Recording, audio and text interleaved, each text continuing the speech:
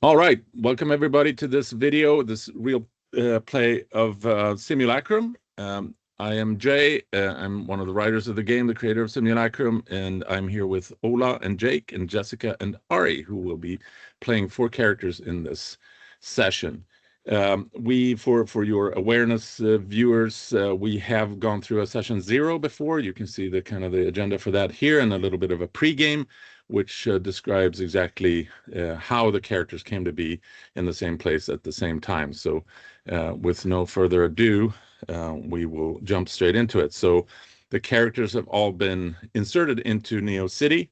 And they've been exposed to different parts of it, starting their assignment starting on the west coast, on the coast of the San Andreas Sea, which is an area that's been flooded after decades of sea level rise. And then we have an area to the north of that, or in the north part of that, that has an island that is formed in the sea out of a mountain that was there before. That is now called Orion Island. It used to be the campus site of a corporation called Seraphim Industries, which then, as the catastrophes that piled on outside, it isolated itself and attracted a bunch of tech companies and became sort of a tech haven, and has since sort of isolated itself from the rest of the world and maintained a very high level of technology as the rest of the world has sort of fallen into collapse. And the companies within Neo City, as the former campus has grown into a city, which is now called Neo City, and the corporations in there are also to some extent engaging in a bit of almost extortion, using their technology as leverage versus the rest of the world. And for that reason, other factions around the world are sending in operatives covertly into Neo City to find out what's going on and to try to take back some of the secrets and some of the technological innovations. In the tactical map here, we see Neo City as it appears, and with its monorail system. We'll take out these little things there, and then I will set the timer to, call it 0600 to do military time here. And the characters all find themselves in the government sector. That is where they've been directed to go.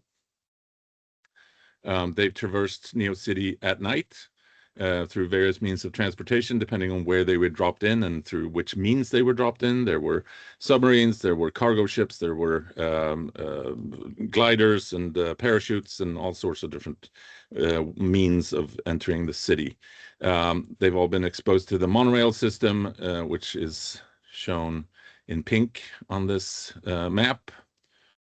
And then they find themselves in this alleyway, or in this little courtyard behind a couple of alleyways in Neo City. And you characters, you all feel when you enter this alleyway, you all feel the ring that you've been given as a means of identification. You feel it buzzing around your finger, and it buzzes 4 times, which means that it appears that the identities of the people that you're faced with here have been validated. So, who steps forward first and introduces themselves?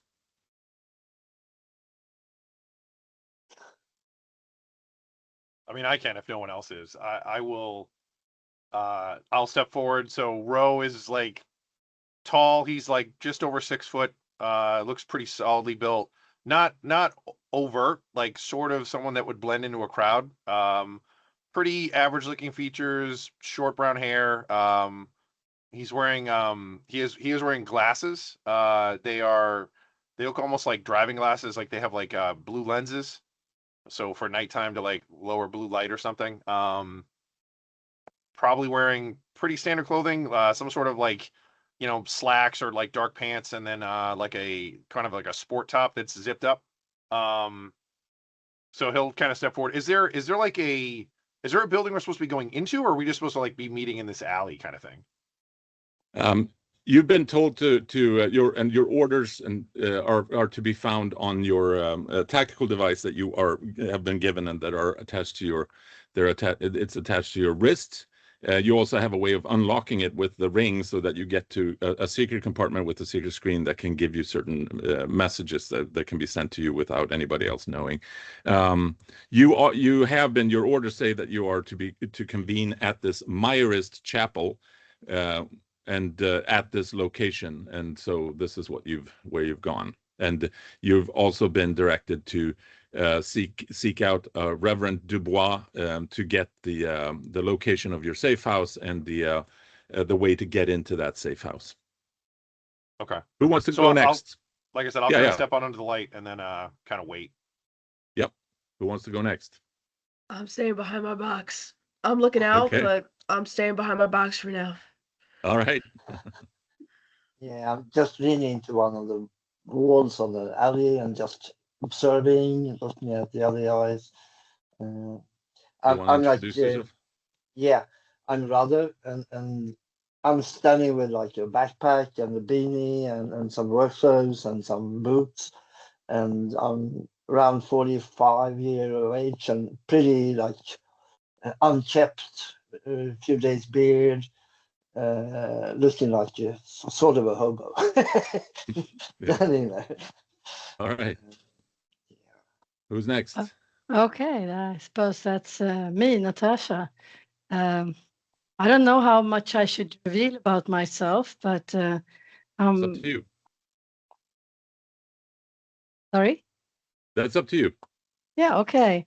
But I've been standing here for a while, and I feel like I'm gonna go out and see what's where we are. I mean, if we can find this safe house and well, so I'm all dressed in black, and my hair is dark, and I don't know if it's still night out here, but I sun has come up, so there's a light over the horizon that seeps in through the alleyways here, but the buildings near you here are very tall, so there's not a lot of light that comes into where you are. So it basically looks like the picture here. So I'm stepping out, trying to look like I should be there and being very normal, even though I don't see anyone. All right.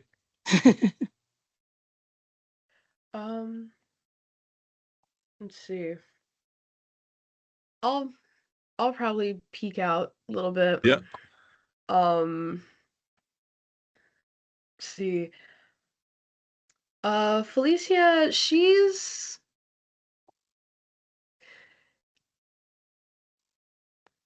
nervous. She's the kind of person you look at and you're like, this person's nothing but nerves all the time. She's looking around.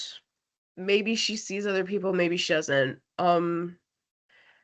But she's dressed pretty plainly. Not in a lab coat, we should say. That's no. That's the image here, but that's not reflecting reality. She's not in a lab coat. She's in a plain t-shirt and some old sweats and some work boots, but that's really about it. Her hair's up. It's tied up. Aside from that, she's kind of looking around. All right, and your rings are still buzzing, so you know that this, when they're in proximity, you get sort of a certain signal that tells you that the people are safe around you. Yeah. Are we alone in this alley, or the other? Yep, there's nobody here. You can hear sort of the clamor of the city starting to awaken. I mean, it's like 6 a.m, and you're in the government sector, so there's a certain din that starts to rise, traffic and people going to work. But this alleyway here and this little courtyard here seems to be kind of tucked away, and there's nothing really major in here, and no reason for people to go here. It seems to mainly be the backsides of government buildings where there might be, you see a couple of freight elevators and a couple of back entrances into what might be storage or something like that. But you also do see this little what you assume is this chapel that you've been sent to meet at, and you can also see that there's some motion inside of there, and there's a dim light inside of the thing. So now you see the situation, the alleyway, and you see the four of you coming from different directions, and the chapel behind you. So I step out after realizing that it's just us four and just say, yeah, hi. And rather, I suppose we should get together and find this chapel. You recognize all these three others from the Holden kind of camp where you got your instructions. You weren't introduced at that point, but you did see each other there, so you know that you have some common purpose here. So I will say once everybody gets a little closer, Rowan slaps on like a car salesman smile, almost like a very relaxed, easy smile, and sticks his hand out and goes up to each of them and introduces himself. Rowan Keating, nice to meet you. Rowan Keating, nice to meet you. Rowan, damn nice to meet you. Well, have you seen anything around here? I mean, we're going to find this place here, and have you seen anything? Once you ask him that, like the smile, literally, it's like he just drops the smile and goes back to normal, and he's like, so since he's been here, I've run into a security android. I've seen a handful of people patrolling around, and I ran into a security sentry, and that's it. There's been no one around. How about you, the others? How about you, Harry? Or Felicia? Did you see something? Not really. No. I came through, and well, I mean, I did run into some of the androids, and then I took a car. I see. Went here, and then I went on the monorail, and then I went off the monorail, and then Well, you don't need your took a life bike. story. I'm sorry. We're looking for a safe house here. All the people you met, well, we met them too, right? So let's get focused. She's all business, this Natasha Patel, clearly. So Rowan will just turn on his heel and walk into the building we're supposed to go to. Okay, that's the entrance outlined in red neon here. It's open, so you just step through the door.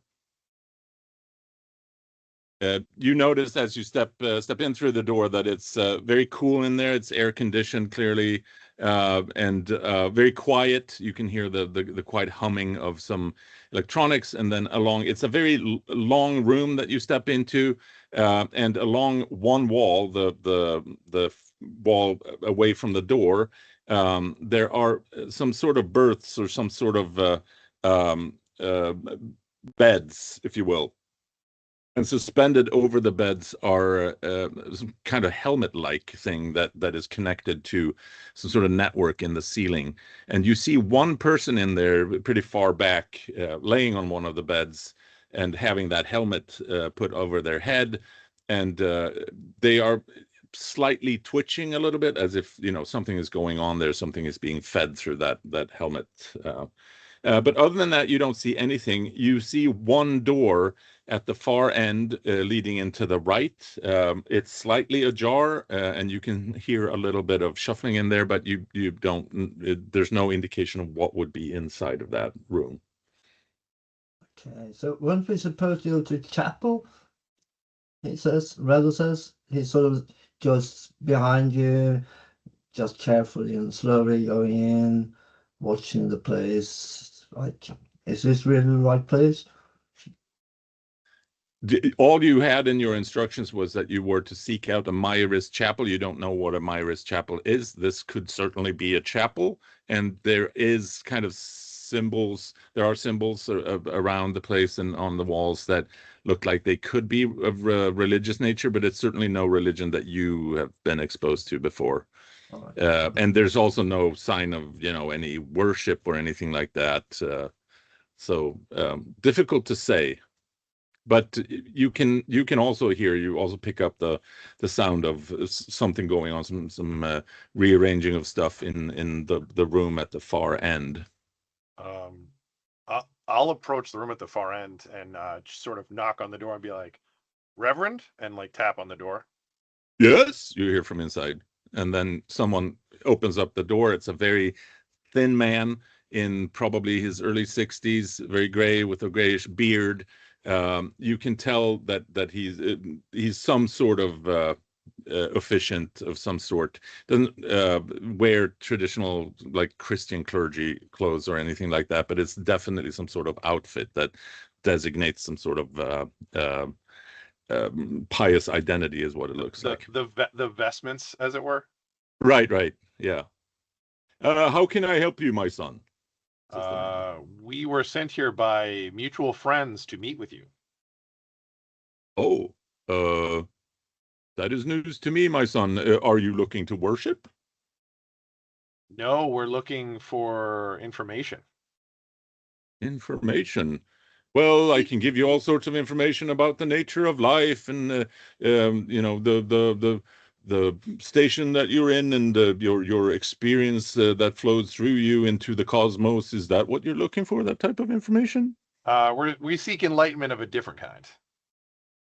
Oh, You're Reverend Dubois, yes? Reverend Dubois. No. No, Well, that might be that is not fun. me. If you come to meet with Reverend Dubois, I'm afraid you're in the wrong place. That is some troublesome things then. May this Reverend Dubois belong to a different Myris chapel, perchance? Do we have any information about this, the Reverend Dubois? Do we have any other than just a name?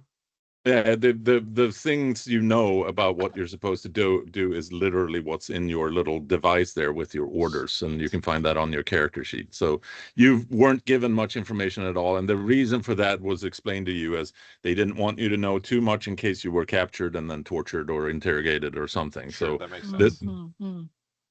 This was need to know on a need to know basis. So is there another Mayor's chapel nearby? Oh, yes, there's several. We have a little pamphlet here for you if you'd like to peruse it, and it lists all the chapels in the government sector. For the remainder of the city, you would have to seek out a chapel in each sector. There are many of our chapels, our humble little centers of worship. So you understand if we can't contain all of them inside of each little pamphlet. But here you go, and then he hands you this little pamphlet thingy. I look through it and see if there's like someone in the same area or close by. Yeah, I mean it's from what you can tell from your tactical map. Let's see, we can go up to the map. So you're up here, and what you can tell from your tactical map, the government sector, if it is what's indicated on your tactical map that you have in your little wrists held device there, it's a very small sector, and if that's the size of all the sectors, then there must be many sectors. But he said specifically that there's 4 other chapels in the government sector, and that should be walkable from what you know about the proportions of the map. Okay, So, come on. I mean, here we're not going to find what we're looking for. Smart of you to ask. So now let's go. How many chapels are there in the area?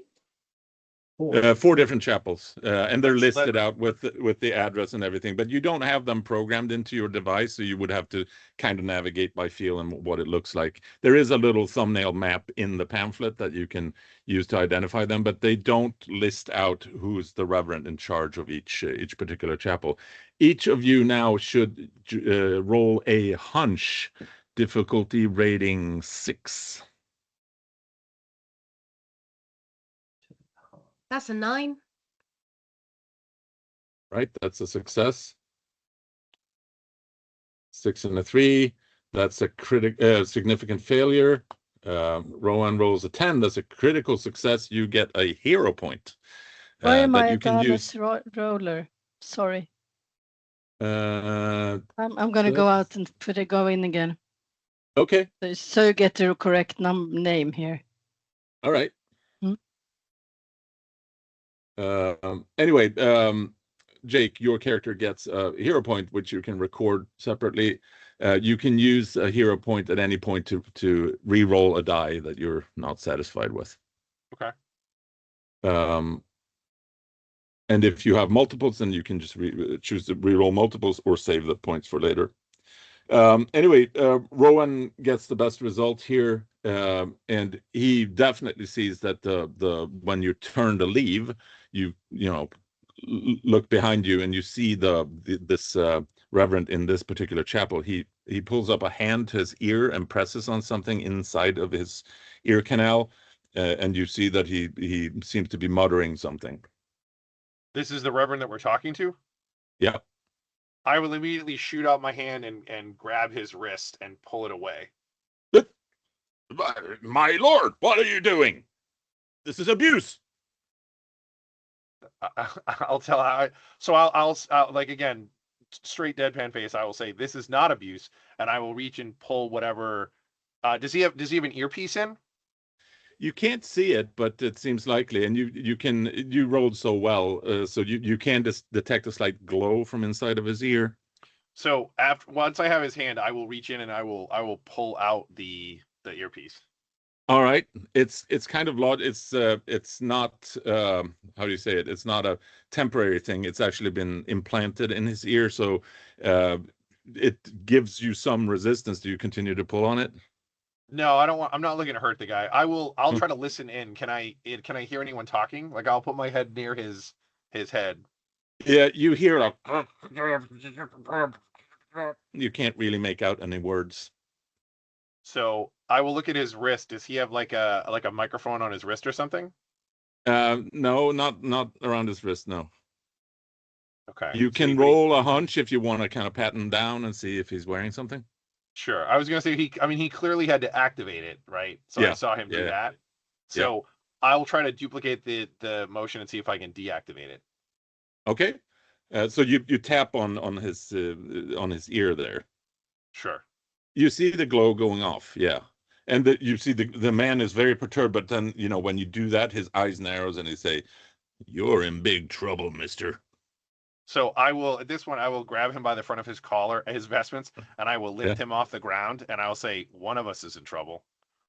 Let me down! Let me down! This is abuse! I will report you to the authorities. I'll just wait while he whines, and then I'll say, who are you talking to? I'm shutting the door so that this doesn't sort of, yeah. He zips up. He says nothing. Who would like to make this fool talk? Everyone can roll, or let's say, so you're in there by the room, and Rado, you were close to him too. So I'll say Felicia and Natasha, you each roll a hunch difficulty level, the difficulty rating 7. Felicia succeeds. I think you see me roll? Dice rolling room. Yeah, probably. Yeah, probably. I did not see you there. I wonder if you're in the wrong room, maybe. Look at the URL in the I'll do it over. search bar. It should be a 4 at the end. So Simulacrum 4 is the dice rolling room that we're in.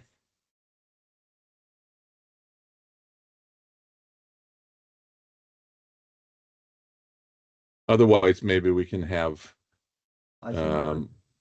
I could roll for you, or maybe Ola could roll for you. Just a second, I'll fix it. Or you can continue, and I can fix it. Well, anyway, Felicia succeeds, and you clearly hear some sort of siren in the far distance. Well, that's unfortunate. So I think you might have contacted someone because I hear siren. So I think whatever we're planning on doing, we have to do it quickly. So you see, Ron, you see the priest's eyes. If he is a priest, his eyes narrow to slits, and he looks at you. Yeah, that's right, buddy. You're in for some big trouble. You notice that his demeanor has completely changed, and his voice is not nearly as pious as it sounded from the beginning. Since we can't afford to have anybody find us, and we're supposed to be here somewhat covertly, I will shift my grip like I'll let him drop and I'll shift my grip from his clothes to like just under his jaw. Yeah. Like I drop him and catch him, and then just real quick. Oh, and then I drop. all right. And I drop him. You can roll. Let's roll for that to see how bad the damage is. Sure. Roll your brawn, and that's not super easy, but we call it a difficulty rating 6. Okay. All right. Well, you succeeded. So the guy drops, and he appears to be quite dead. Oh my. Well, in the The meantime, guy on the bench, he's just. I was curious about the man on the bench. If you can maybe take a look at him. That person, it's a man, middle-aged, plain clothes. He seems to have noticed none of what's going on, and he's just laying there on the bed with this helmet on. The helmet is pretty much all encasing. You can see the lower half of the face, but it's covering the ears, it's covering the eyes, it's all of that, and you can see that it's there's some sort of pulse going through it, and it's going up and down, so from him and into him, sort of. No noise from the guy, no noise from the machinery or anything. He's twitching slightly as these pulses go. Yeah, let's get out of here. You also said there was a door behind him. Is it locked? No, that's the door from where the so-called priest was located. So there was a tiny little office inside of there, and he was, rearranging things in that office. And then he came out when Rowan knocked on the door. So that's all that's in here. You can't see anything else. There might be hidden doors, of course, but nothing that you can see. Can I remove the helmet from the guy? I'm stepping. You could try. I don't want to be part of this. I think this is too dangerous. You could try. I mean, you look at the unused helmets that are hanging from the ceiling, and they seem to be just like ordinary padded helmets that just slide in over your head. So you can't see any kind of fastening device or anything like that. They just slide on top of your head. So you assume that you could probably pull it up. Okay. Well, what do you see, Felicia, when you walked closer? What could you see about this man? Do you investigate the guy? I will investigate the man. Okay. So he has just ordinary clothes. There's a little bag sitting on the floor next to him. Kind of a rucksack type of bag. He has pretty plain, pretty cheap clothes. Looks like an ordinary person. Nothing that stands out about him really, and he doesn't seem to be wearing or having anything on him that sparks any kind of suspicion or anything like that. Does it look like he the helmet on himself, or was it put on him? It's hard to know, but you could, from what it seems like, you could pull the helmets down. They are suspended in some sort of spring-loaded configuration there. So it certainly looks like all those helmets are designed to be pulled down, but someone else could certainly do it for you if you found difficulty doing it. But there's nothing that indicates that this is some force being applied to this person. And the beds or the couches, they look quite comfortable. Do you investigate the beds in the kind of technical way that's suspended together with the swing arm and the helmet?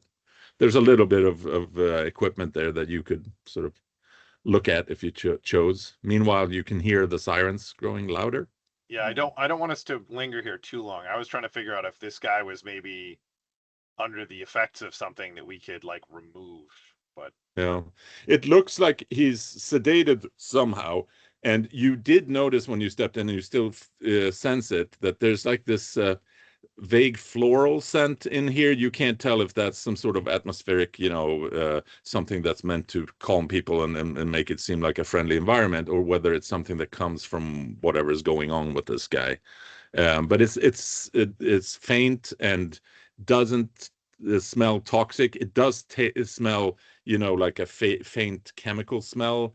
So it's not something normal or organic, but it also doesn't necessarily seem toxic or anything like that. I was thinking that if you come into this chapel and you want to have enlightenment, maybe you lay it down on the bed and put one of those over your head and have a nice time for a while. Could that be it? What do you think, Rowan? It's possible. It doesn't make any sense to me. There's obviously some sort of electrical stimuli he's getting, but I don't know what the purpose of it is. Can I Electrical. quickly go through his stuff, see if I can find any sort of identification? All right. So Good idea. the little rucksack on the floor. Yeah. So I mean that seems to be super ordinary. There is a little bit of what looks like a wallet or something in there. There's some a change of clothes that looks like maybe it's like gym clothes or something like that. And then there's a little communications device similar to the one that you're wearing around your wrist, but this is handheld. And it appears to be locked. Nothing that looks, suspicious of any kind. Can I check the wallet? I know a lot of wallets usually have some sort of ID, whether it be a driver's license, something like that. Maybe we can get a name on this guy. Yep. So this is a digital wallet. So it would have a screen, and you would tap on it, and it would reveal whatever payment options you have and whatever identification, etc. It's not what we know as a traditional wallets. And when you tap on it, it comes alive, and then it's asking for a code. Oh, delightful. Do you want to take it with? I guess. All right. I'd want to You take hear the that sirens maybe growing the louder. communication thing with him. Okay. You hear the sirens growing louder, and you can tell now that they're actually coming from above, not from ground level. Yeah, I'm outside. I'm trying to find some place to hide and preparing my stun shotgun that I brought, just in case. But trying to be unconspicuous in some dark corner or something. Yeah. Out from this little courtyard here are 3 alleyways. And they're all, 2 of them are in kind of 90-degree angles to each other, and the other one is diagonal, leading away from here. The courtyard itself, when you look up, it's the buildings here are pretty tall, and to get down into the courtyard, you can't really see how any kind of vehicle could navigate down here. It's like a shaft, basically. So your assessment of the situation is that if someone is coming here to get you, they would have to come through one of these alleys. All right. I'm stepping out as well to see. Is there any other form of egress from the building we're in? Is there like a basement or like a back door or anything like that? You see these portals, these kind of garage-looking doors that open up, and there's like elevator shafts that lead down to the ground level. Do you want to try to get into an elevator or inside of one of these garage or storage doors, whatever they are?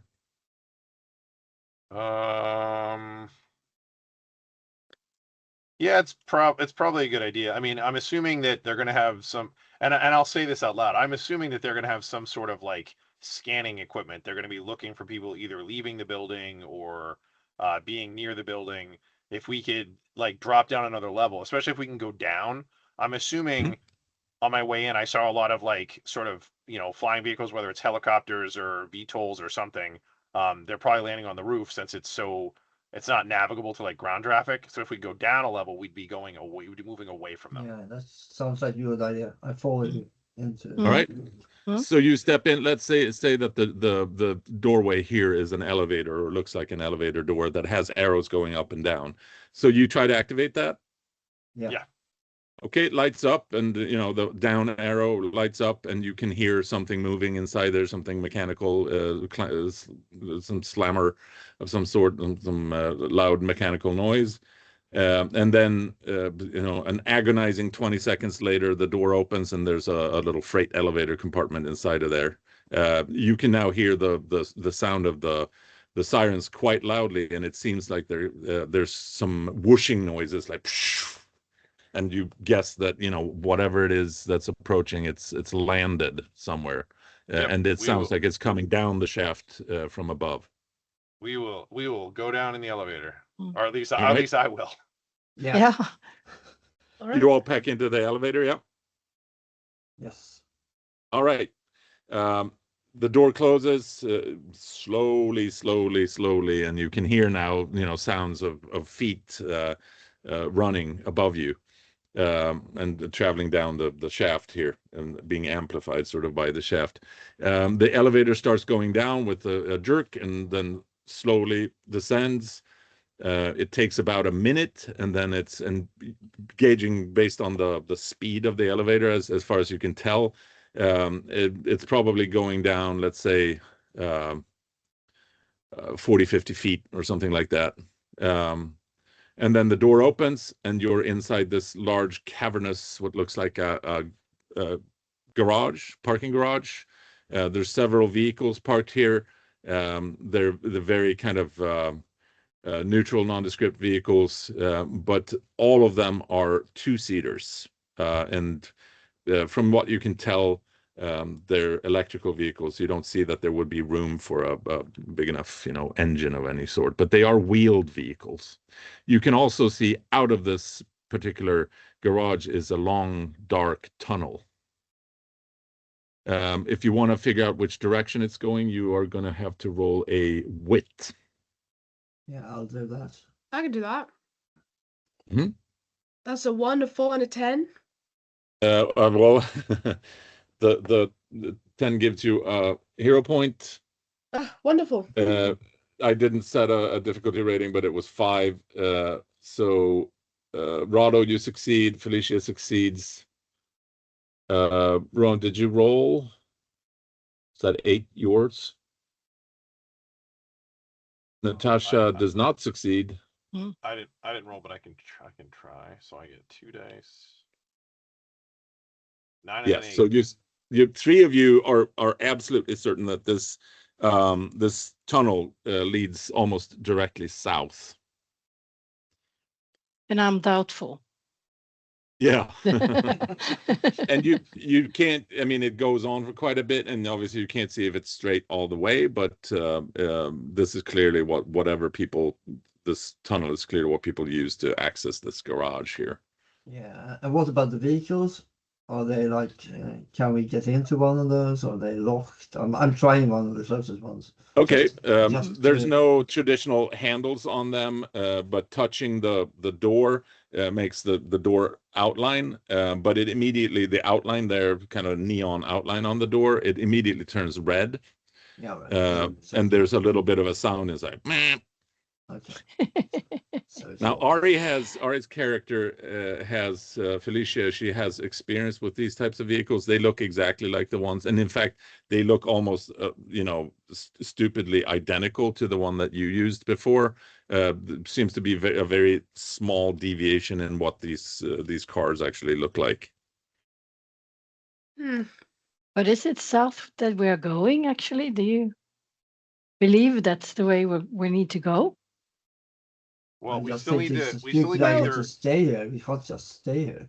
Well, here's the thing. So, if it's like the ones I've used, the way they work is very quickly you get a panel. You have to put in how much time. Like if it's a rental, for example, you have to put in how much time you plan on using it, and then if it works, it'll charge you, and you can go in. The problem is there's no steering. It's just a speaker you have to talk into to tell them the name of the location you're going to, and then it will just take you there. Problem is, we don't know where we're going. Second of all, the one I was in, the first time took me through a very dark tunnel, lots of surveillance. It has a barcode on the top that I believe the cameras look at to see which one's going about. And there's a camera inside the car that looks at you. So that's how they figure out who's in it. All that jazz. So we are going to be under surveillance if we go into the car. And again, if we don't know where we're going, it's probably not going to be any good because it's going to ask us where we're going. It's not going to move until we give it a location. Okay. Is there any other way out of this garage except for this the garage? tunnel? Yeah, the garage is kind of a 90-degree angle, and you're standing in one end of it. So there's besides the tunnel that leads straight out from where you were at, there's also a 90-degree angle part of the garage that leads off to where you're at, and that's not lit up, so you can't really see in there. Another concern is if we're being followed, they might be looking to see what's going on, especially with vehicles. So I feel like if we go for a rental right now, if we get into one of these cars, it could kind of put a target on us. So maybe we should see about hiding, and in case anything comes down here, then maybe we could take the elevator back up and go a different direction. I really don't think taking any of these cars here is really a good idea. What about walking?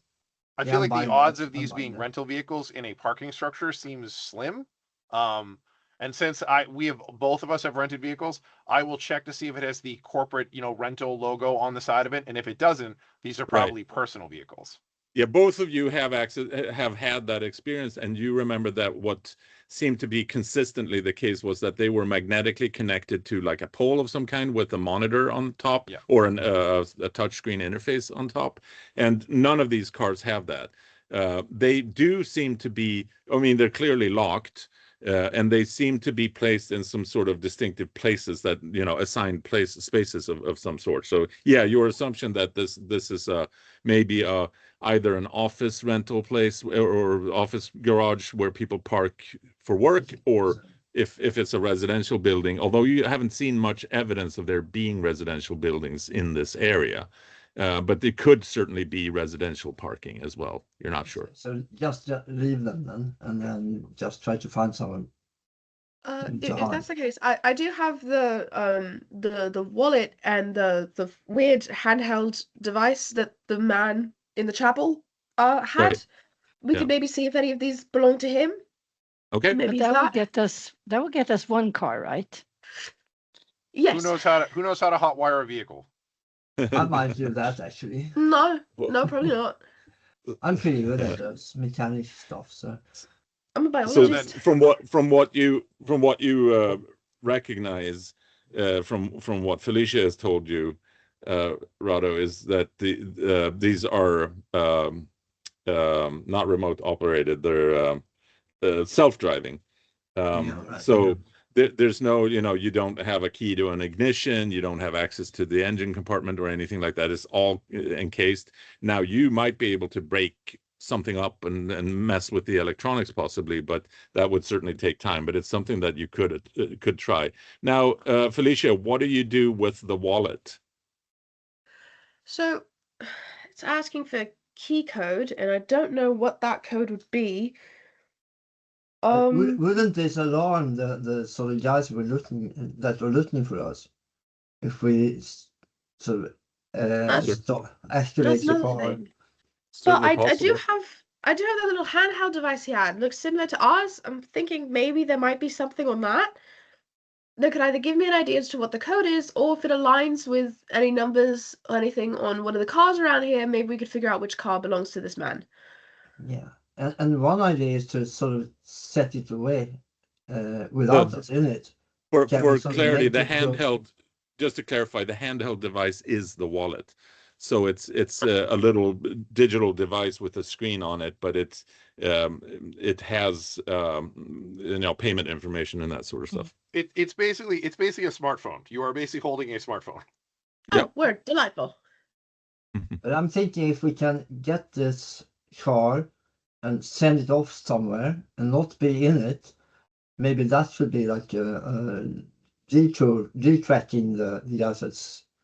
Yeah, there's 6 cars but they in are here. not looking for that person who has the wallet. But if they find a dead body and this guy in the church and his car is going somewhere else, they might deduct that someone has taken his car and going with it. That is not a terrible idea. All right. And, so there's 6 cars. Is this along with our mission? I'm wondering, we're supposed to get some information here, and all we're doing is running away from the people. You're also trying to avoid being detected, which is kind of the first imperative that you have. So you definitely need to avoid being detained or arrested. That's for sure. Not that you have much information that you could divulge currently. So but you don't know what does law enforcement pick up on here, and how do they decide whether to punish people or not. But you have 6 cars in this little garage, and they all look virtually identical. So I would say just approach each of the 6 cars with the phone and see if any of them open, or if it reacts to any of them. I mean, Okay. I can do that. That's Yeah. a good idea. All right, so you run past all the 6 cars. The last one closest to the tunnel, the neon outline of the door, it blinks again, and then it says pop, and then the door opens ajar.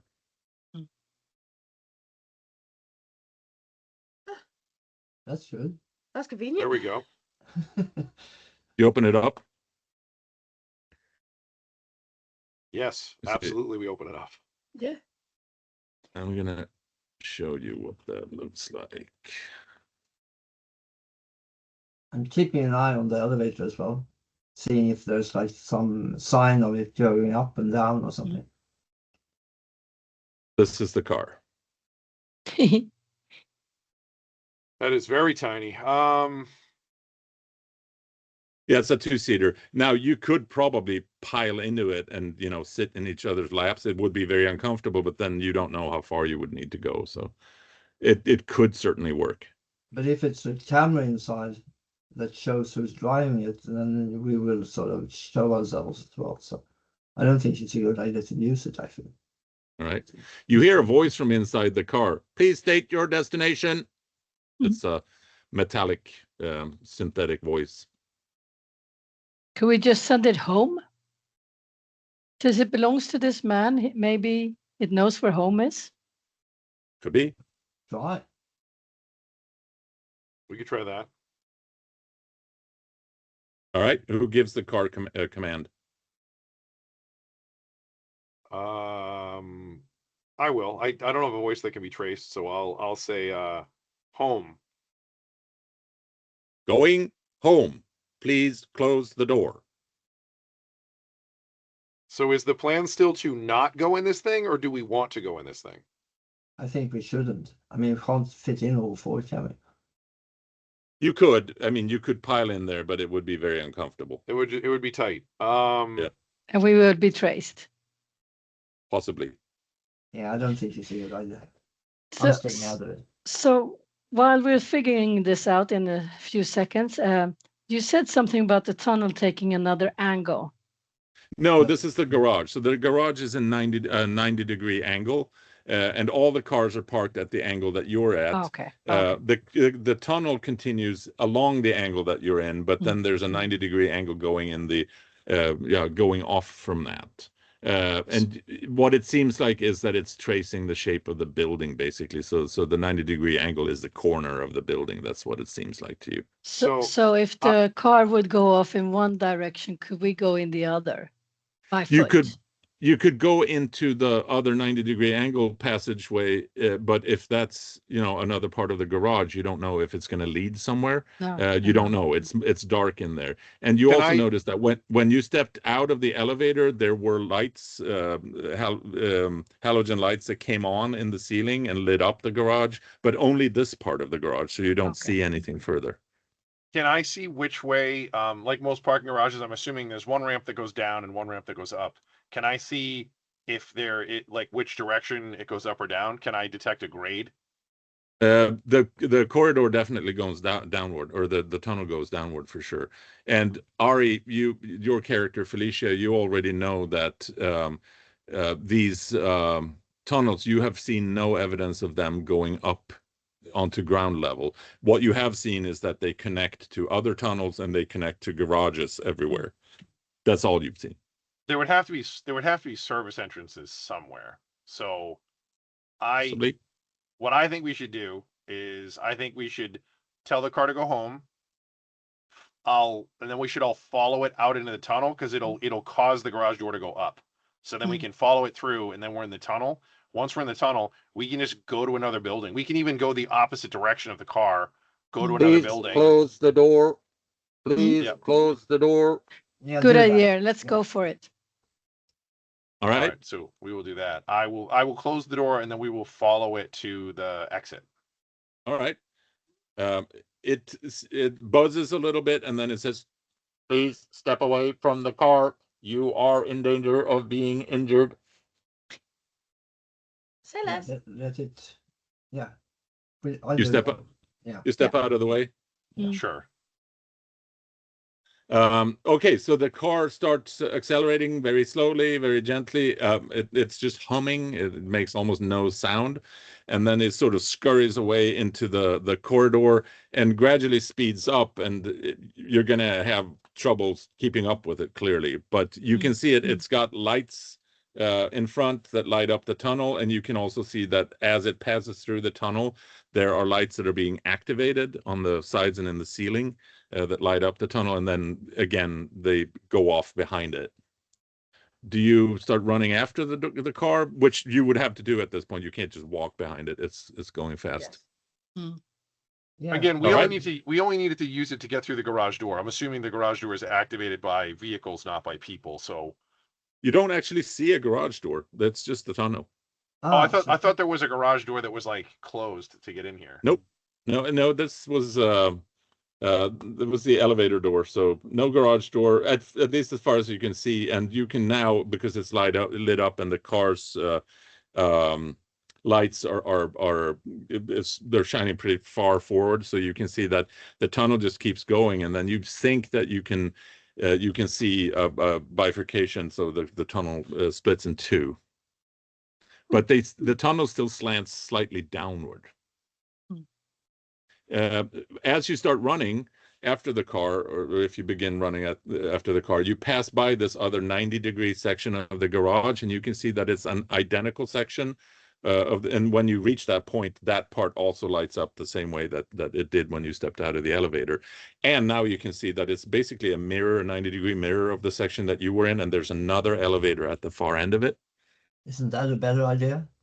Yeah, I think probably. so. Because there are also probably a lot of cameras in the tunnel. If then like the And we tunnel don't has know how far we a lot have of to go to cameras. find the exit. It might be like miles. Yeah, Let's take the first one. You can all roll for, let's say, roll a hunch, difficulty rating. Well, it's lit up now, so difficulty rating 4. Felicia succeeds. Vado fails and does critical failure. Rowan, critical failure. Natasha succeeds.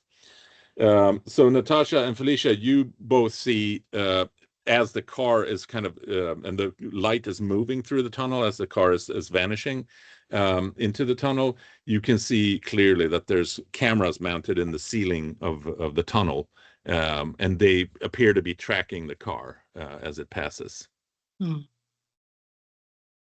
Yeah, we're going to be seen here. Let's go very close to the walls of the inner walls of the tunnel then. Maybe they track the car. We should go to the other elevator. Yeah, where's the elevator then? In the other section. It's the other 90-degree section of I the thought garage. that was I thought that was where we were going, into that. No, the tunnel continues. The tunnel continues along the same stretch of garage that you were already in, and then there's a 90-degree section of the garage leading away from it, and that seems to be, now that it's lit up, that seems to be an identical section with an elevator in the same corner as yours was, where you came down. We will go to that. Yeah, that's what I thought we were going to, and so I misunderstood that there's no cameras in that end. No, there's the cameras you saw when you passed the tunnel. You could see the car disappearing in the tunnel, and there's cameras in the tunnel clearly, but not in the garage. So you continue down to the corner of the other part of the garage, and there is a freight elevator there too. The elevator is not. There are no cars here, and the elevator is not down on your level. You press the button. Of course. All right, you press the button and you hear the same noise, and you hear clearly an elevator coming down. This time it takes a little bit longer, but you still don't hear any kind of commotion behind you or anything like that. So whatever is going on outside of where you came from, and probably a level or two up. Yeah, so for right now, sirens now. You can't. No, it's in fact it's extremely quiet down here. All you can hear is like the hum of air conditioning. I'm The thinking elevator. maybe there could be somebody in the elevator when it comes down. So I'm taking a position so that I can see that and shoot that person in case. All right. Wow. Taking precautions, that's good. The elevator door slides open, and it's an identical elevator to the one you came down in, and it's empty. Oh, great. We So I'm then- stepping in. Yeah, we should go back up. All right. Yeah. This elevator has a number of levels with numbers on them, and they go up to 10. And there's an indication of what is street level, which is 1. You're on 0, and street level is 1. Yeah, Street level is it is, it I good? guess. Yeah. Street level. All right. You hit I street mean, level. You're muted. You're muted. The elevator moves slowly, and then it jerks to a stop, and then the door slides open, and you're on an open courtyard with streets leading away from it. You're in the city. You're away from this little closed-off courtyard behind the buildings. You're now in front of the building that you went into. And you can see people milling about, going to work, mono-wheel scooters zipping about. So people are, this is the city waking up. And all the buildings that you see in front of you when this door opens up, they appear very kind of official and, like this. So clearly not a residential area. And you even see some signage that suggests that there are different, government agencies around here. So I think we should start looking for those other chapels and see if we could find the right one. Although I think that because that guy was there undercover, I think that cover was probably blown and they were searching his office. I don't think they were rearranging anything. Yeah, true. Sounds plausible. So Well, all right, so you can let's see act as like we work here and are just going to work. all right. I mean, should we can't stick sneak around anymore. and go back when the things has been quiet down a bit? I mean, it's hardly going to quiet down if they find a dead body. That would also be a dangerous place to go, probably. You can tell now from the wrist device that you have that the map is updating and it's showing exactly where you are. And Ola, you have that pamphlet. It's a little bit crude, but you can, with some difficulty, you can arrange it so it aligns with your wrist, your digital map, your tactical map in your device, and you can see that there's a way for you to figure out roughly where these chapels are. As I said, we have like 2 options. One is to go to another chapel and ask for the Reverend Dubois and see if they know him. And the second one is to stick around and try to figure out if this was the right place and find a safe house. But it's pretty dangerous, I think.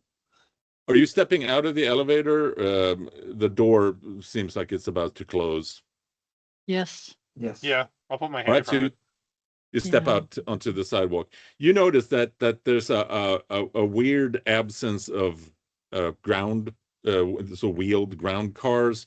You can see now there's quite a bit of flying cars zipping around across the skyline. Some are taking off, some are landing on top of buildings.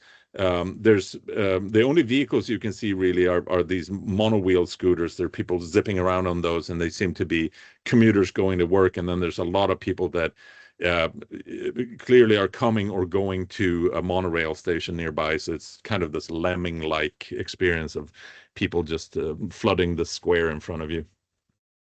Is there foot traffic? It's foot traffic, yes. Okay, wonderful. I think just we'll be need able to do 1 fine second. blending in I'll if we be just back. walked. I'll be back. All right. So what do you do? Sorry, Felicia, can you come again? If there's foot traffic, I think we'd blend in just fine if we walked. I don't think there's a need to use any of the vehicles. Yeah, I agree with you. You see the crowd or the crowds, because there's crowds of people moving in all sorts of directions, and it appears that they're mostly going to work. you can tell that there's like a wide variety of people in very different clothing, you know, of every sort. There's some people that look like they might be wearing, you know, something related to their work. You know, it could be a coverall, it could be a suit, it could be some sort of uniform. There are some of those, but there's also people who clearly are just going in their regular clothes. So there's nothing that seems like you would be standing out here from what you can tell. Oh, that's great. But let's start walking and see what if we find the chapel first or a safe house first. Mm-hmm. We don't know All what right. the safe house is, so that's no, we don't. But we don't know which chapel either. So is anyone? So Ola has Ola's character Rado has the pamphlet with the crude drawn map, but you all have the digital tactical maps on your wrist devices. Is any of you like specifically skilled at navigating or using maps or anything like that? Probably not. Not I mean, me. No. I think since this is the near future, I would just, you know, use whatever the equivalent is of Google Maps, which I'm assuming is right. No one knows how to use a map nowadays. You're wired into it, you know, through your interface. And I don't know if the rest of the players, the rest of the characters probably don't know, but they have noticed that you are sometimes behaving like, you know, you're receiving a signal of some sort or reacting to some sort of digital stimuli from somewhere, and that's input coming in from some sort of device or some sort of signal from somewhere. But Ola, Rado, your character, you have diving experience, so you do know how to use maps and use charts and that sort of stuff. So you're probably the one who's the most adept at interpreting where to go, what direction to go, and how to navigate, etc. You think that you could also probably program these 4 locations into this little device that you have on your wrist. There appears to be a way to kind of, you know, drop pins or something like that into it. So I'll give it a try then. Is that a wit or what is that? You would use your wit, yes, and it's because you have the map, the pamphlet map to work from. We'll call it a fairly easy one. We'll call it a difficulty rating 3. All right, so you succeed, and you have now programmed into the device these 4 locations that you need to check out. And do I share that with the other 3? You think that you probably could, but you have no idea exactly what that does. You know, does it just share with them? Does it upload it somewhere? Does it, you know, trigger some sort of signal or something? No, I'll just keep it as it is. And all right, and you can show them the map also. I do that. So I'll tell them what I'm doing. I'm showing them what I did and saying, I did this. I think I got them all in on this map, and maybe you should go to the nearest one. All right. The first location says it's in the intersection of Lopez and Stieglitz streets. And from what you can tell, it's straight ahead across this huge square. And the square also has some statues, and a little bit of you can't tell if they're synthetic or if they're real, but you know, trees and bushes and stuff. It's not quite a park, but it's clearly meant for you know, people who might step out of the office and sit outside for a lunch break or something like that. You cut across this square? Yes. All right. You pretty quickly, it's no more than a 5-minute walk. You pretty quickly approach this this other chapel, and you can see from a distance that there's a similar window with this large green symbol in it, this kind of eye symbol that you saw before in the courtyard in the alleyway that you were in. But what you can also see is, and this is facing this large square, so it's out in the open. All right.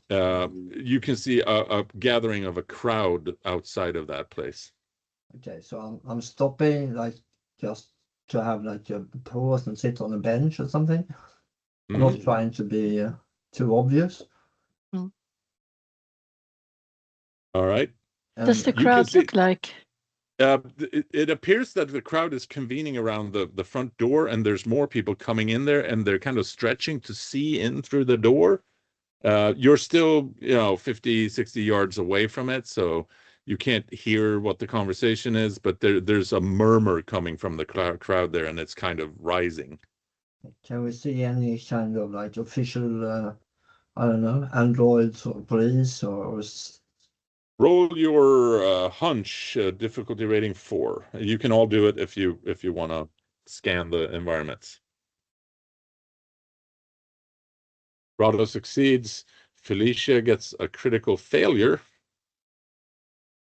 So you see nothing. And I got Natasha, a 7. you get. I got a 7. Is that a success or not? That's a success. Yeah, you beat the difficulty rating.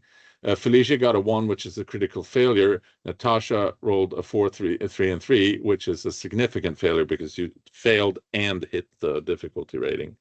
But Rowan succeeded and Rado succeeded. So you both see, and this is a vast, huge square lined with tall buildings that look very kind of official, with like stairs leading up to very grand entrances and stuff.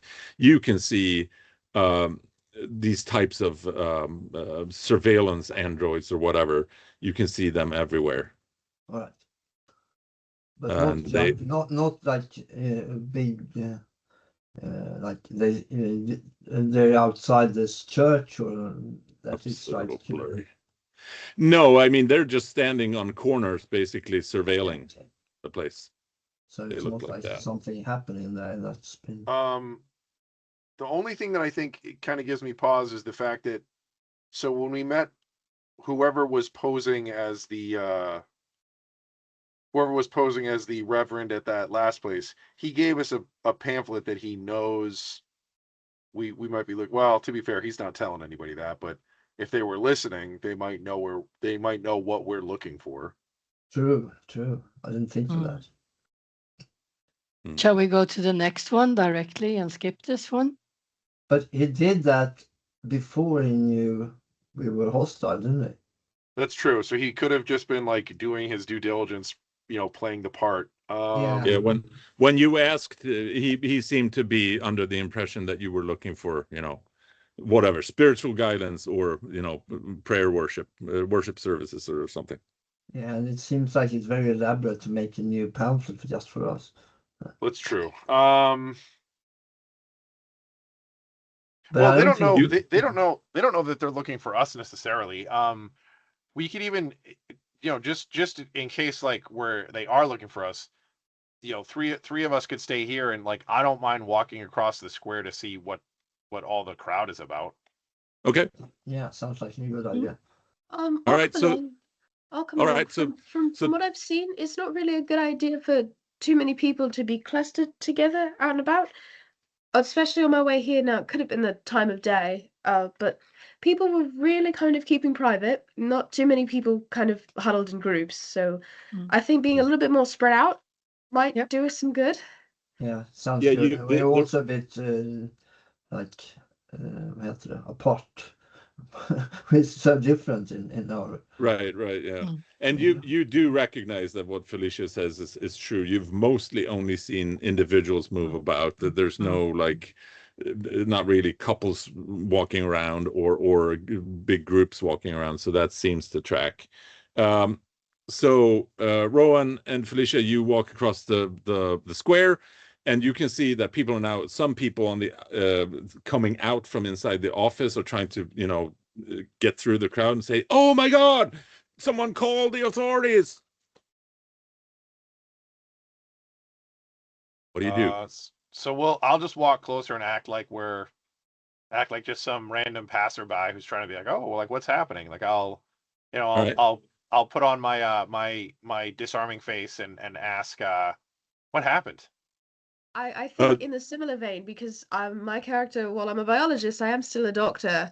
I do have some medical knowledge. I think I might come in following that with like, yes, I have some medical knowledge. Is someone in need of assistance? All right, so you managed to calm down the two people coming out from inside and saying, "Oh, thank goodness! Yeah, come inside. This is the Reverend Dubois. He's been murdered." Oh no! Son of a To go bitch. inside. Yeah. Okay, they lead you inside. And I'll Inside announce for any passerbys. I'm like, hello, I'm sorry, make way. I have some medical knowledge. I can help. Okay. They actually part, but you can. There's still the crowd is fairly large, and people seem to be like obsessed with like, oh, is there something exciting going on? So I'm gonna give you a poise roll. Let's call it a difficulty rating 5. Oh, all right. That is an 8. That's a success. Oh, Uh, delightful news. I all also right, got so an 8. yeah, and you managed to also come down, you follow through with some like spread out, let the woman through. You're kind of encouraging Yeah, I do a people little to crowd just control. right, exactly. And I mean, you're good at that. That's part of your job, so you wouldn't even necessarily need to roll for that. And so it parts like the crowd parts and lets you in, and you can see in through there that it's the exact same configuration. There's this little window with the neon green symbol, and then there's an archway lined with some neon lights, and then the door there is open. It leads inside.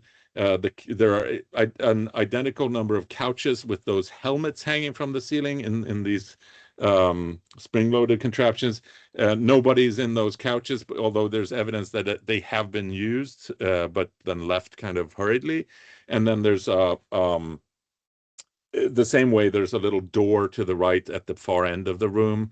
And you can see that there's like people have been tracking blood from in there. And there's a few people who are like, standing there looking around and like, oh my God. And they came out of that little room immediately. Okay. I'll probably start with, I'll go to them and I'm like, please stay calm. I do have some medical knowledge. Can you explain to me what has happened? All I right, hear so someone's been murdered. yep. And so now we have a race against time. You have a specific amount of time in which to act, and you need to describe your actions, exactly what you do, and then we'll count the time, and then we'll see what happens. So you look inside the office, you see the body of what you assume to be Reverend Dubois on the floor with his face down. He's been shot execution style in the back of the head, and doubtlessly using a kinetic form of ammunition, which you've been told is not legal in Neo City. And now you can also hear in the far distance the same type of sirens that you heard before. So now speed is of the essence. What do you choose to do? You can choose to access the body of the victim and investigate it. You may go into the office and investigate the office. And inside the office, you can look at, there's a desk. There are shelves behind the desk. You see something that looks like a blinking comms device under a chair further into the room that possibly the Reverend might have dropped when he was shot. And then you could try to get to that and retrieve it and mess around with it if you want. Those are your options. And um, Rowan and Felicia, you have the command of the situation. What do you choose to do?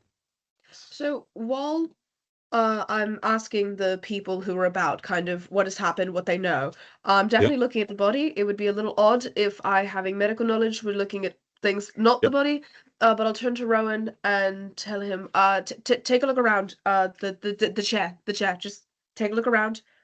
yep. All right. So you will spend 3 rounds looking at the body. So you kneel next to the body, and it's clearly he's dressed in the same kind of vestments that the previous guy was. You have no way of telling whether either of them were fake. They look authentic to you, and they look the same. He's face planted, and he's bled quite profusely from the skull, and there's all sorts of gore and nastiness. You can roll a wait, you've already done that. Right. So you're examining the body. You don't need to roll for anything, but you find that he's grasping something in his hand. Um, if you pry that hand open, you see he's holding some sort of little chip or key card, possibly. All right. I'll see about trying to take it as kind of subtly as I can. Yeah. All Do I right. have to roll anything for that? You have that in. Nope, you don't need to roll anything, but you're moving kind of quickly to try to assess what's happened to him and what he has on him, etc. To make it seem like I'm helping, I'm gonna like be pulling stuff away and keep saying stuff like, let's give her room, let's give her some space here, like, and I'm gonna move stuff around. And while I'm moving stuff around, I'm going to sort of like push the chair out of the way and like kind of move stuff, and I'm gonna try to like bend down and like palm that into my hand. Yep, that comms device. Yep. Yep. So that's it. It is a comms device of some sort, and it is blinking, and it appears to have a message on it. That takes you 1 round, but you're doing that simultaneously while Felicia is examining the body. So you've currently only spent 1 round. So you have the comms device, and again, you can see that there's clearly a message waiting there to be retrieved. Doesn't seem to be locked by any code or anything, and it has the interfaces telling you that you could, retrieve the message with a click or a tap. What do you do next? You have 2 more rounds until you're caught up with Felicia in her investigation of the body. So for now, I'll just put that in my or you know what, I'll try to see. The problem is I don't know how loud it's gonna be. Yeah. So for now, I'll just pocket that. I'll just put it in my Sure. pocket. All right, that you can do that at the same time as you're basically grabbing it. So still only on 1 round. So you now have what you have left that you haven't done is you have the desk to look at and you have the shelves behind the desk to look at. Okay, I will check out the. Again, like, are there people still in this room? There are people standing, like they're giving you some space, and they're standing back at the entrance to the room, so almost in the chapel. And you can see that there are also a few people kind of trickling in from outside and wanting to find out what's happened, but they're clearly not people that were in here before. Okay. I'm gonna go over like I'm gonna just act like I'm kind of overcome and just go and like sit down at the desk. Okay. Like, oh, I can't believe this happened, and kind of sit down at the desk. All right. I'll give you a poise. It's not difficult, so let's say difficulty rating 3, but just to make it look natural.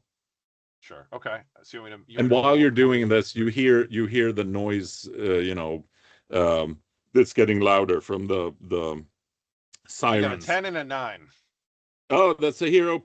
That's a hero point, and you managed to do that very convincingly, so nobody's questioning you, and you can record a hero point for that. And you're sitting by the desk, and just because you did it so well, we'll say that this will only take you 2 rounds instead of 3 that it would have taken normally. Okay. I do have a question. Yep, go ahead. So when we came in, you said that it looks like the weapon that was used to kill him was illegal. Is it similar to the weapon I have? That you can't tell, but you can tell that he's been shot with a regular kind of bullet. And what you've heard and what you've been told is that you've been warned against bringing that kind of ammunition into the city, because the destructive weaponry is weaponry that would destroy property is illegal. Understood. And when I ask the people outside if they could tell me what has happened, what they know, what are they telling me? Do you spend time interviewing people? Yeah. While I was kind of examining the body, I was kind of asking them, I was like, well, what did you hear? What did you see? What happened? All right, so there's 3 people standing around the doorway. You can ask them. You don't know, obviously, if they were actually in the room or near here, or whether they arrived recently. So that's hard for you to tell. But you can certainly address both of them, or all 3 of them at once. So I'll give you 1 round for that. So you pose the question, and they all look kind of confused and like concerned, and it seems like they don't really want to get involved, and they're kind of hemming and hawing, like, we didn't do anything, like that. All right, so I'll say, I didn't say you did anything. I'm just asking, like, what did you see, if anything? What have you heard? All right, so another round. You're at 5 rounds now. One person speaks up and says, well, we came here to worship, and we found the Reverend like this. All right. They are not super helpful. I don't expect too many people to be super helpful. All right, so Rowan, what do? You are still at 1 round, so this is still while Felicia is examining the body and kind of maybe speaking at the same time to the people behind her. You can see that the desk, there's there's a desktop, obviously. There are desk drawers, and there doesn't seem to be much on the desk. There's a lamp and some sort of writing surface of some sort, writing utensils, but nothing out of the ordinary. In fact, it barely looks used. There's nothing in the drawers. No, there's nothing on the desk, but there are drawers. So I will, while she's asking people about like what they saw, I will sort of like try to slide the drawers open and take a look inside. All right, there's 3 drawers, and you open those. That takes you 3 rounds. And you find in the top drawer some sort of what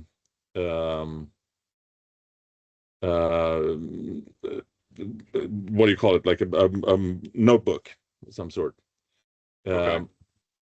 And it has a name on it, and it is James Dubois. I will pull that out and stick it in my pocket as well. Like I'll just put it inside my jacket. Yep, and you rifle through the rest of the drawers, and they're really, one is empty completely, and the other stuff just has like usual business paraphernalia. It seems like this guy didn't really do very much in this office. Okay. If there's nothing else, I'll just kind of like sort of pay attention to what Felicia's doing, and keep an eye on the crowd as they're kind of coming in, coming out. Yeah. You leave the shelves to themselves. Yeah. And again, the sirens are getting louder and louder. The guys outside, Natasha and Rado, you can definitely hear that they're coming from further away, from the south, in fact. And you can see on the horizon that there are 3 flying vehicles approaching at really high speed, and they're flying directly towards you. Yeah. I'm trying to observe if there's someone in the crowd that seems like they're running away when the sirens come. Yes, definitely. I mean, people are starting to disperse. They're like, oh man, the authorities are coming. We can't be caught here. Oh, we're going to be arrested. Okay. But nothing seems suspicious. Yeah, very suspicious. We're trying not to look like company. The stands. Your headphone is not working, really. Yeah, it sounds like the audio's cutting out. Oh. I know it's better. It's better? Yep. Oh. Now, we're on this square-like thing outside, right? So we're trying to not look like we know each other. Yeah. But we're both kind of eyeing all over to the door where they went in, and hoping that they will come out soon, but also taking a bit where is the authorities, and trying to stay in the shadows. Yeah. I mean, you don't attract attention, and the whole center of the plaza here is there's benches and stuff, and there's people milling about, waiting for stuff, and it doesn't seem to be related.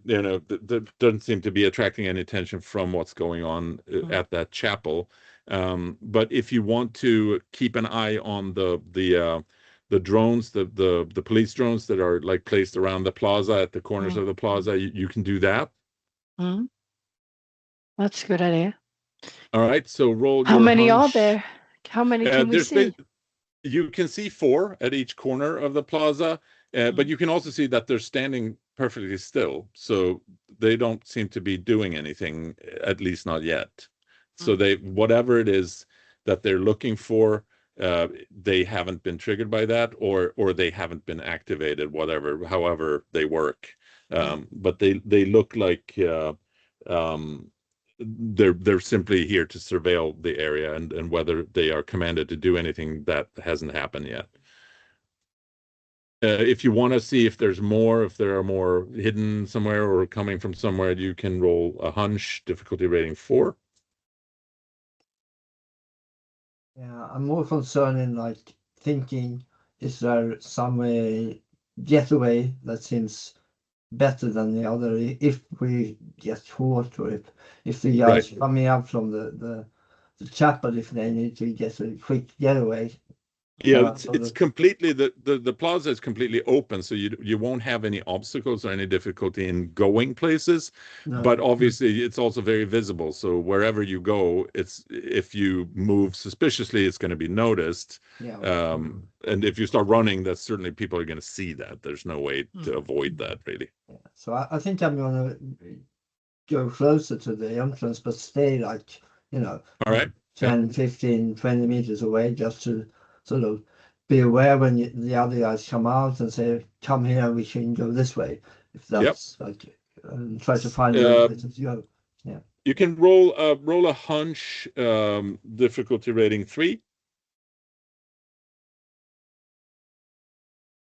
All right, so you succeed. The high is 4 there, 2 4s. You see beyond the plaza in the direction, diagonally in the direction that you're moving, you can see a monorail station, and it's one of those with a tower, which you know from before that it goes up to the platform, but it also goes underground. That's maybe, you would say, maybe 200-300 yards away from the plaza, but it's roughly in the direction that you're moving. Yeah, right. Good. All right, we'll go back to the guys inside the office. What are you doing next? So Felicia, you are now done with the examination. There's really not much to this. He has clearly been executed. There's nothing else fishy that seems strange about him. He's wearing regular, priestly clothes. And the only thing that you could find on him that was of any interest, I dropped into your character sheet. So that's the little key card thingy. And Rowan, you sitting in the desk. You've pocketed the notebook, and you have the comms device, a tiny little thing. Okay. Now you are both currently at 5 rounds. From what you can judge, the sirens are still not quite sort of upon you, but it seems like it's getting close. What do you do next? So is there anything else in this room that I haven't checked? The shelves behind you. If there's a way that I can check the shelves, like without it looking like I'm jumping up, going through this guy's stuff, like I'm happy to do that. You can like turn the chair slightly. I mean, it's a swiveling chair. You can turn the chair slightly, and you can get a sense of what's on the shelves without it looking like, hey, I'm rifling through these shelves. Okay. And you can see that on there, there's stacks of papers. There's a few books. There's a framed photo, and you can see that one of the people, there's 2 people posing in the photo, and one of them appears to be the Reverend, or at least is someone in those same priestly clothes. And that's it.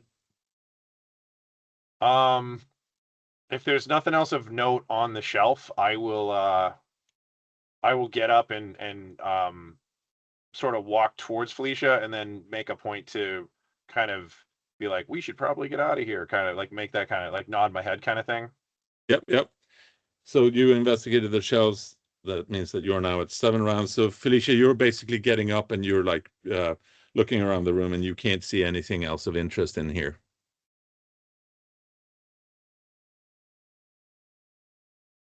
What do you do?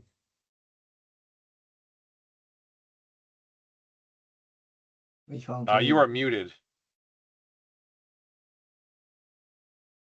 Oh, Ari's muted. Yeah. Apologies. Kind of just, I do want to look kind of dejected, almost like, oh, there's a dead person. This is devastating. Yeah. While looking at the body, would I have been able to figure out any sort of time of death? How long he's been Yeah, I dead? mean the blood has not congealed yet, so this was fairly recent. You would estimate it at, without having to roll, that this happened within the last 30 minutes or something like that. And now that you're getting up, and the people that are standing at the door, is he dead? Is he dead? Which seems like a completely redundant question because he's very clearly dead. He is dead. Perhaps we should all get out of the way for the authorities to come in so they can handle the situation. Oh, good idea, good idea. And then they shuffle, back towards the entrance. I will follow them. All right. Kind of trying to look like I belong here. Yeah. And Rowan, you do the same, yeah? Yep. All right. So you exit, you come out onto the plaza, you see Rado coming towards you, and you also see Natasha standing and kind of, surveilling the area here, and also looking up at the sky. So clearly there's something approaching from the sky. What do you do, guys?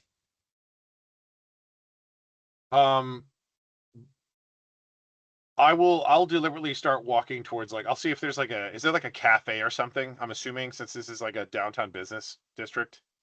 Yeah, absolutely. You can find a cafe. Not a problem. There's several, in fact. So I'll make a point to like act like I don't know Felicia, and I walk up to her and I say, that was crazy. Like, I could use a coffee. How about I buy you a coffee? Okay. And you see that the other people are milling around you, and they're like, oh, so the guy's dead. Oh, we shouldn't be here. And then they all spread out, and so nobody's really paying attention to you. But yeah, you managed to make it convincing.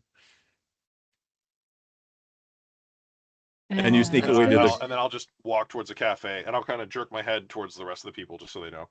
Yeah, Yep. I'll start following like a few minutes later, so it's not so obvious that I'm going after them. And then maybe sitting down at the table just a few chairs away, maybe. Okay. So just as you are, getting to the cafe and walking inside, and it's largely empty, so it appears that people, if people went here before they went to work, they've now gone to work, and there's nobody in here really. There's some tired barista behind the counter.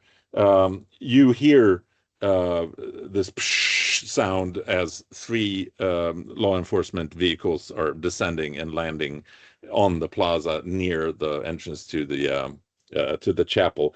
You see that two of these are almost like motorcycle, like they're encased, but they're smaller, and it's just one police officer inside, and they open up with a hatch, and the police officer steps out. There's two of those, and then there's something that looks a little bit more van-like. So it has basically a compartment for a driver, and then it has two compartments behind it that look like, and the second compartment has doors on the side, and out of that steps some type of functionary that doesn't look like a police officer, but definitely looks like law enforcement of some kind. You can't really tell what. And then the second compartment there has doors on the back like a van would, and those doors pop open, and then nothing happens from there. And the other guy, who does not look like a cop necessarily, he just stands outside there kind of twiddling his thumbs and looking at his comms device. The two police officers, they just march towards the chapel immediately. All right, so you gather in the cafe. What are you doing there? Once we're in there, I'm going to try to I'm going to see if I can listen to the comms device. The one that you retrieved, yeah? Yes.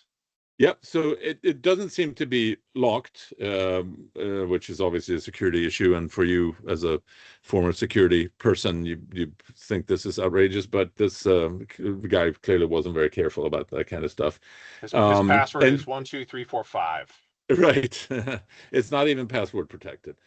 So you hit the kind of retrieve message button on there, and then you can hold it up to your ear so that there's obviously some kind of digital switch where you can switch to speakerphone or the regular one, and I assume you don't switch it to speakerphone. Nope. And when you listen to it, you hear, Frank, it's PV, you got a bolt, Your cover is blown. They're coming for you. Get out. No! Seems like he got that message a little too late. Fair.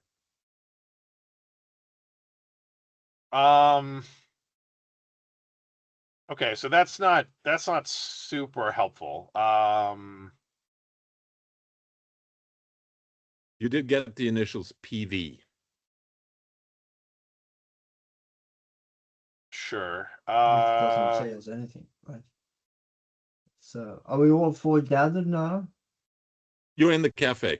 Yeah. And But are we some, sitting together? if you want, yes, you can. The barista doesn't seem to be paying you any mind, and basically, all he's doing is taking payments, and then he's directing you towards some sort of machine with a hatch where the whatever coffee drink you're ordering is delivered. Right. But was there any kind of code on that, or the other, or in the book that you snatched? I don't know about this, although. Yeah, I will also check the book. All right. So in the book are mostly addresses, but there's also like this book owned by kind of note in the beginning, and please return to, and it says Frank Dubois, and it also has an address on it, and then there's some sort of code underneath it. Numerical like and cipher? letter code. It could be. It's kind of long, and it's got numbers and letters in it, and a few weird characters, like a star and then an exclamation point. So it's not I'll show them that. Okay. Is anybody skilled in deciphering things like that? Maybe. I think I could have had some courses in that in my spy school. Yeah, you have a criminal background, and if there's like a way for criminals to communicate via ciphers, you might have had some exposure to it. So I'll grant you a roll with your criminal expertise. I think that's 1 star, right? It's not easy though, so you will get a difficulty rating 7, and then you roll 1 die for that. It didn't work. So you can't really determine if it's a code, I mean, let alone what it says. It could be a code like a cipher, but it could also be a straight up passcode or something. You don't know. Can I look at it and just see if like maybe there's like a pattern that I recognize? If it's just an alphanumeric code? Let's see. You might have professional experience that would help you in this. I do have a security background, so right. But let's see. You have agility as your capability, so that's not related. So it would only be your personal security aspect, but you can do the same roll there. 1 die, a difficulty rating 7. You succeed. Yay. You don't see any characters. Yeah, you don't see any characters repeating actually. So you quickly dismiss this as a cipher, and you just believe that this is probably just a code. Okay. So it's a code. All right. So maybe we go to. You said there's an address. There's an address. Yes. So maybe we go to the address. Okay, it's identified as in the transport sector. It says plainly under the address itself. Okay. You see and you exit the cafe, yeah? Yeah. So when you exit the cafe, else? Yeah, I'm just asking you guys. What did you find? You found the boot and the comms device. Nothing. So Felicia found something on him. I found the comms device and I found the book. Felicia, you're muted again. My bad. I do apologize. I'm a little under the weather today, so I've been coughing a lot. That's why my mic is off. But did find something in his hand. It's a little comms device. Now, one thing I will say is I imagine someone in that crowd must have been there when the man was killed, as by the time we got there, he'd only been dead for about half an hour.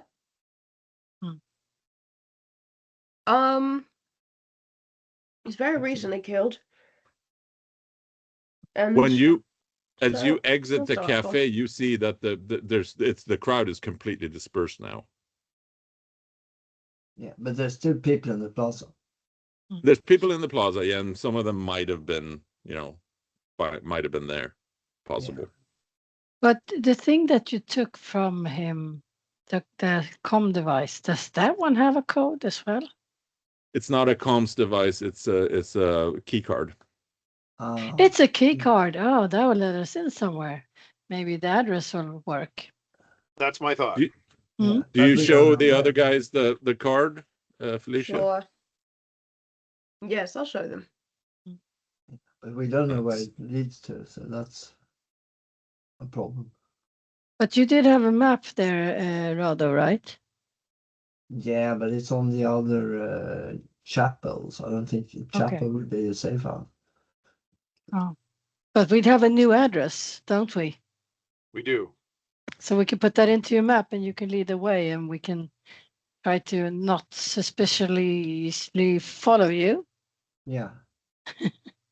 All right. Yeah. So I'll do the same again then. Or do I know how to put in addresses now because I've done it? Yeah, it's pretty clear that this is the standard interface that you have, and this appears to be, off the shelf what this thing looks like and how it works, and it looks to be a perfectly ordinary thing that you would buy in any electronics store. But you have this other screen that you can bring out by using your ring that you have. So activate that, and that screen can receive secret messages. Yeah, okay, so I could put in a secret address in that. You could do that, or you can just use the plain map interface in the regular off-the-shelf. I think I would use it in the secret one because I suppose the home devices are monitored somehow. Could be, and they could. I mean, you could also be apprehended, and they would be taken from you. So yeah. Yeah. Sure. So you activate your little secret compartment with the additional screen, and you add in the addresses, and that has a very similar interface to it that the public-facing one has. And you can tell that so it activates and allows you to place a pin on the map.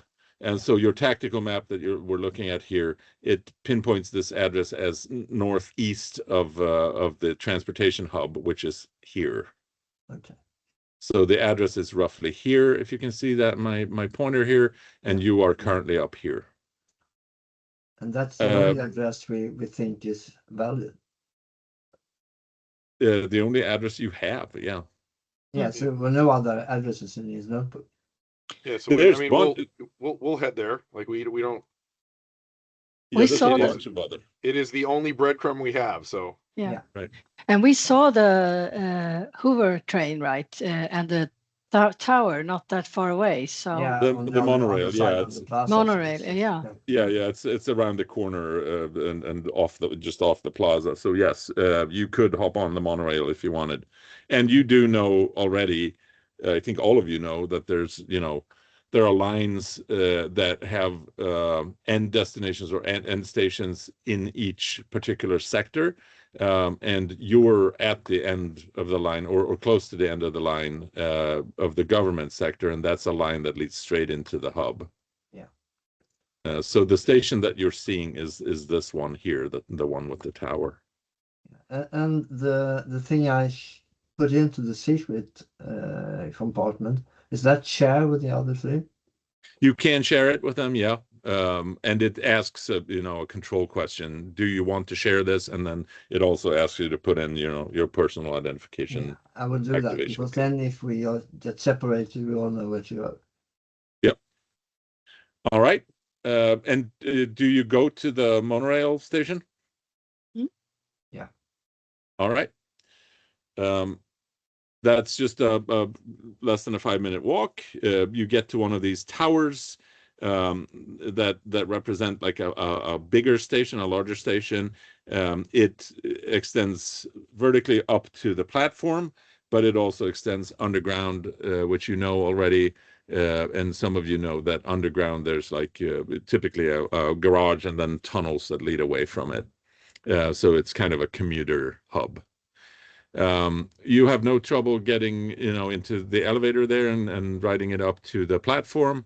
And very soon you see a train approaching, and there's also trains approaching in the opposite direction, obviously, to going to the end station and taking a spin around that loop to turn around and then go back out.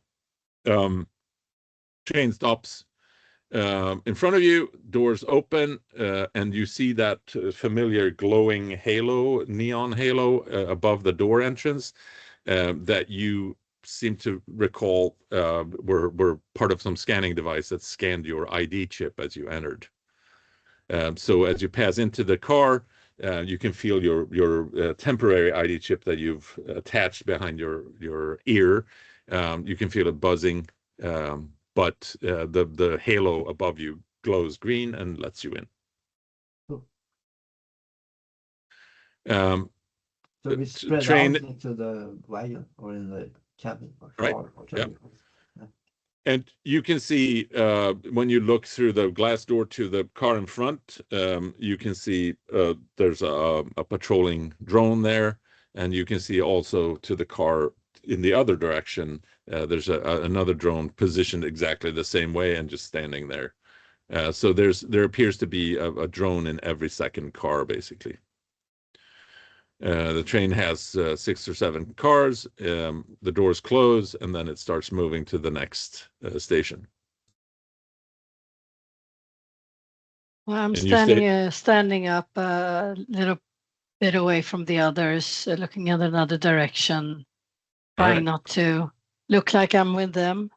Yeah. All right. You're trying to be inconspicuous, as it were.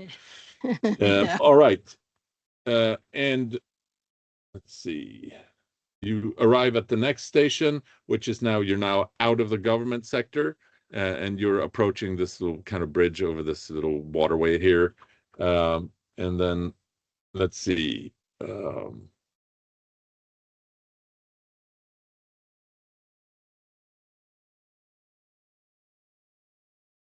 All right. So everyone except for Felicia. When the doors open, you feel this buzzing again, and then the halo lights up red, and it says, "Please exit the train. You are not authorized." Okay. What do you do? I don't get that. So I'm authorized? Well, you don't feel the buzzing. I still don't understand how this thing. It, I still don't understand how this thing figures out that some of us are authorized to use the train and some of us are not. Maybe you suspect that it has something to do with the chip that you have on you. Yeah, whoever hired us definitely bought some like bargain basement chips. It does seem that way, yes. So which ones of us got buzzed? Everybody except for Ari's character. Yeah. Oh, delightful. Yeah. All right, so just stay on the train. We'll meet you at the address. Yeah. Yeah. So we're stepping out. Yeah. All right, you're stepping All out. right. I'm stepping out. I don't know what. Yeah, I'm stepping Yep, out. I get out. I'll stay on then. I'll place one of you guys on the map so we can track you. You get out here. And where are we trying to get to? So all of you have, because Rado shared the map. So you know that this is the transportation hub, clearly, and the address that you're going to is somewhere here, northeast of it. Okay. I'm thinking so it's just really taking 1, 2, the 3, 4, 5 stations. And I must apologize. I gave you guys the wrong scale when we did the pregame. Each hexagon on this map is actually 1 kilometer. So okay, so it's 4 or 5 kilometers. But I'm thinking that just stepping out and then taking the next train and see if that one brings us forward. I don't think the system is that simple. I think we're probably access to use the outside ring. I don't think we can get in to the city center. I think that. But we did because we came that way. So I'm going to do what I did last night, which is I'm going to find one of those little rental scooter things. Yeah. And say we should all just rent those. Okay. That could be a good idea. Or if But there's a wouldn't- cab, I'm assuming that they must have cabs or something similar. You go down to the ground level. The elevator Yep. goes down from the platform, but it also, you know, it continues down into the underground. You get out on ground level, yeah? Yep. All right. So outside, you know, there's a plaza around the tower here for the monorail, and there's plenty of these poles with the magnetically attached little monowheel scooters that look like this, that you've seen zipping around. And some of you have seen this rental interface before, and you know that it connects wirelessly and deducts credits from your chip. Mm. Okay. So you So go do and do we find one each and there's take on plenty, the yeah. trip? There's it's probably more than 20 around here. So it appears that this is like a common thing that you rent one and either go from a station or to a station, and then you drop it off. So Is there any we'll get problem 3 of those stepping and on? zip over. I'll do what I did last night, which is I will not park at the address. I will park it like a business or something and then leave it there. Yep. All right, so not a problem. We can, just for fun, you can all roll knack difficulty rating 3, just to see how well you manage to maneuver these little scooters. They have some sort of servo that auto rights it, so with some balancing trickery. Oh, look at that! Ron gets the hero point and succeeds. Rado succeeds. Natasha succeeds. So, you know, a little wobbly to begin with, but you quickly get used to it, and then you just zip off and drive towards your destination. And because of the way that you've got handlebars there, you can easily look at your little map thingy there on your wrist. And this takes you, let's see. You are zipping around, and this will take you how long?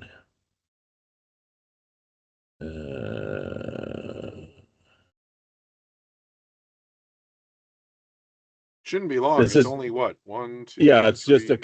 just a minute or two per hexagon. So you and because you all succeeded, you're not going to attract any attention by causing any accidents or anything like that. So eventually you manage to make your way through. So what you have to do here is you have to navigate around this little waterway here, this inlet, and then you go through what looks like a commercial district. There's a lot of stores, a lot of restaurants, a lot of commercial facilities, and then you zip across to the east to get to this place here, which appears to be very close to this really large road here, and in a little residential neighborhood. But overall, this looks like it belongs to this transportation hub mostly. So there's not a lot of residential buildings, and the ones that are here look pretty scuzzy. All right. But you make it there, and you meet up with Felicia, who's waiting outside this address that you were given. So you, no challenges there.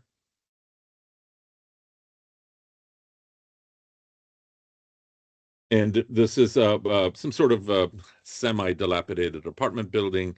It doesn't have an elevator, but it does have a stairwell, but the stairwell is on the outside.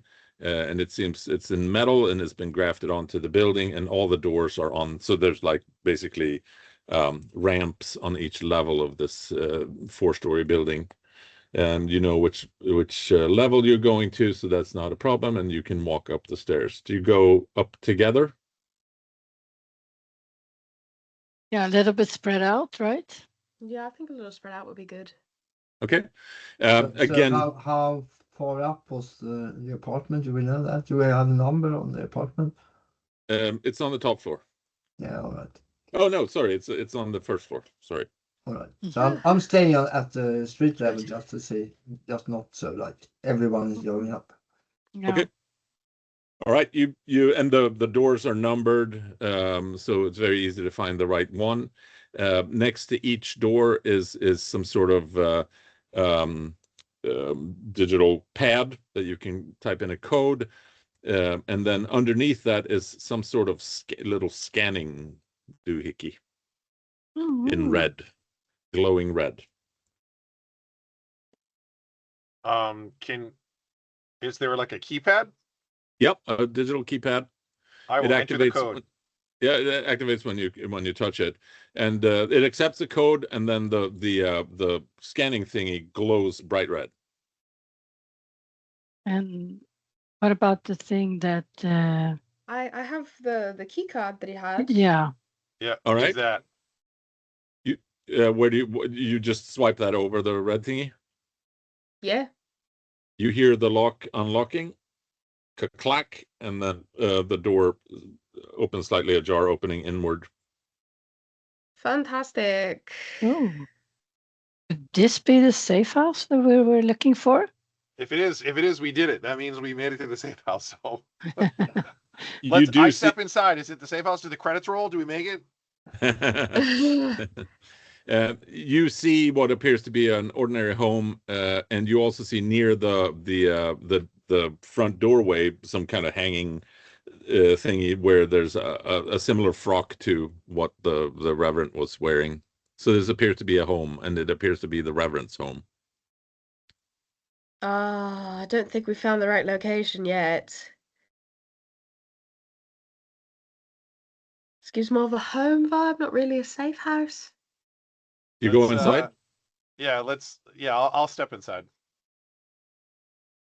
Can I Suppose ask I'll just follow. were we sure that it was the Reverend that we were looking for that was killed, or was it somebody else? Because he was warned, right? This PV You didn't stuff. have any way of identifying him. All you had was his name, and that he was supposed to be at a Myris chapel, which you were clearly given the wrong chapel to go to initially. Well, we can check around here and see if there's any. I mean, most people have stuff at their house, whether it's, bills or a diploma, or there's got to be something in the house that has his name on it, so we can, spread out and check around the house, kind of thing. Or the photograph that I don't know anything about, that you know something about. Right. Well, right, but even if there's photos of him, we still don't. We just know that it's that guy's house. We don't know if that's the Reverend. The message I think the message that I have was him getting the message. So I think that the guy that we found at the second chapel, and the people at the chapel said the Reverend Dubois was just murdered. So I'm assuming that's Reverend Dubois. This is his house. So. Yeah. Rado, do you stay on the floor, on the ground level, and look out? Just do look out. Okay, you can roll a hunch, difficulty level 7. No, you know what? It's daylight, but this is a pretty convoluted area. You don't see out from it very well. The residential area is kind of set off from the main street, so you get a 6. Okay. No. Should roll. Fuck. You critically fail. Yeah.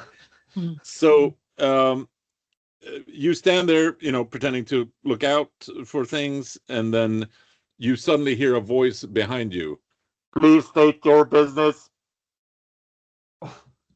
Okay. You've done you it turn now. around, and there's one of those surveillance drones there.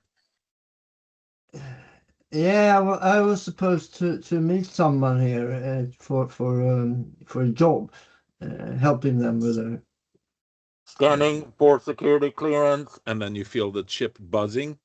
All right, so it appears that your chip did the trick this time. So it says, please move off of the street. Move along, move along. Yes, okej. Jag flyttar på mig. Jag börjar gå. Okay, går du bort därifrån, eller do you go away from there, or do you go up the stairs, or what do you do? I go away from it. Okay, so you just head out of that particular area. Yeah. Guys, I peek my head out and I peek my head okay. out and see where did he go to, and I see him talking to that whatever it was officer, and walking in the other direction. So I know that he's walking off. Yeah. You see him basically walking around the corner, and then you hear the drone is right underneath you, underneath the balconies or the whatever for in front of the doors, but you hear it kind of stomping away, and then the sound disappears gradually. Okay. All right, you are inside of the Reverend Dubois' little apartment. It's a very cramped little apartment. It basically is one room with, it's a studio, so it has some sort of fold-down bed that is still folded down, and it's kind of messy, and the bed is not made. There's a little cubby hole that serves as a kind of a kitchen, but it's very cramped. And then there's one closet-like thing in one corner. That's all there is. There's not even a bathroom in here, you notice. Well, unpleasant. So what do you do? I mean, I'll look around like normal hiding places. Like I'll check like behind pictures and Yep. you know, if there's is there a desk or like an office? No, but there's a little bit of a like there's a folded down little you know, you wouldn't even call it a desk. It's like a writing surface. Yeah, it's sort of like that, but there's nothing on it. You could sit down by it. There's a little stool that you could sit down on, and next to it is a two-seat sofa that looks like it's seen better days. There's pictures mounted on the walls, etc., and they're digital images. You can. Who participates in the search? I'm taking the coats close to the door because I'm having a peek also of 1 foot out of the door all the time to see that nobody's coming. But there was something hanging there. You said a coat or something. Yeah, so so I want to check the pockets of that one since it's very near. Right, it was another one of those priestly frocks, basically, coats. So, Felicia, are you also searching around, or what are you doing? Yeah, I'll search around. More than anything, I'm not really sure what I'd be looking for. It seems like everyone's already covered everything else. Yeah. There's got to be a junk drawer in the kitchen. Has to be. Yeah, absolutely. It's not a kitchen without a junk drawer, so. No, it has a junk drawer. The miscellaneous void. Yeah. That's what I'll look for. All right, so you all get to roll a hunch roll, difficulty rating 8. Can I use wit? Because I'm trying to use like corporate techniques to specifically check key locations, like, you know, a list of the most popular passwords, a list of the most common hiding places. I'll give you a wit roll, difficulty level 5, and then if you succeed significantly or critically, I'll give you a lower difficulty rating in the hunch. Okay. So I got a 9 for my hunch roll. That's a success, yes? Yes, it's a regular success, yes. Me too. Delightful news. And Natasha, you also succeed. So Natasha, you look through the clothes hanging near the door. There's nothing really of note in them, you know, the crumpled paper, receipts, stuff like that. There's absolutely nothing. In fact, these clothes seem like maybe they were hung here because they were dirty and he meant to wash them. So I got one success on my wit check. Yeah. Right. Yeah, the 6. Yeah, so that's a success, but it's not a significant or a critical, so you don't get a bonus on it. So then you can roll your hunch, difficulty rating 8. Ooh, look at that. Critical. All right. You stand there in the middle of the room and you think, where would I hide something? I think the closet. And then you go into the closet, you search around, and then you find a trapdoor in the closet. Ooh. I will call everybody over. Yeah. All right. And I will whistle out the door for our missing friend. Yeah, so the question is, Rada, what do you do when you walk away? It seems like you convinced the drone, so it's walking away in the opposite direction, and it seems to basically resuming some sort of surveillance station that it's been assigned to, and all it's doing is basically someone comes around, it goes up and it asks to scan its chip. That seems to be its protocol. So what do? You turn around the corner. What do you do next? I try to find my way back. Is there like, do I have to pass this drone, or can I go back and he will see me again, or can I find another entrance to the building, or get up You to? turn the corner on this building, and there are several buildings like this in the area, but they seem to be kind of the only residential buildings in the neighborhood. But when you turn the corner, you see that there's a fire escape down the side. So this is the side of the building.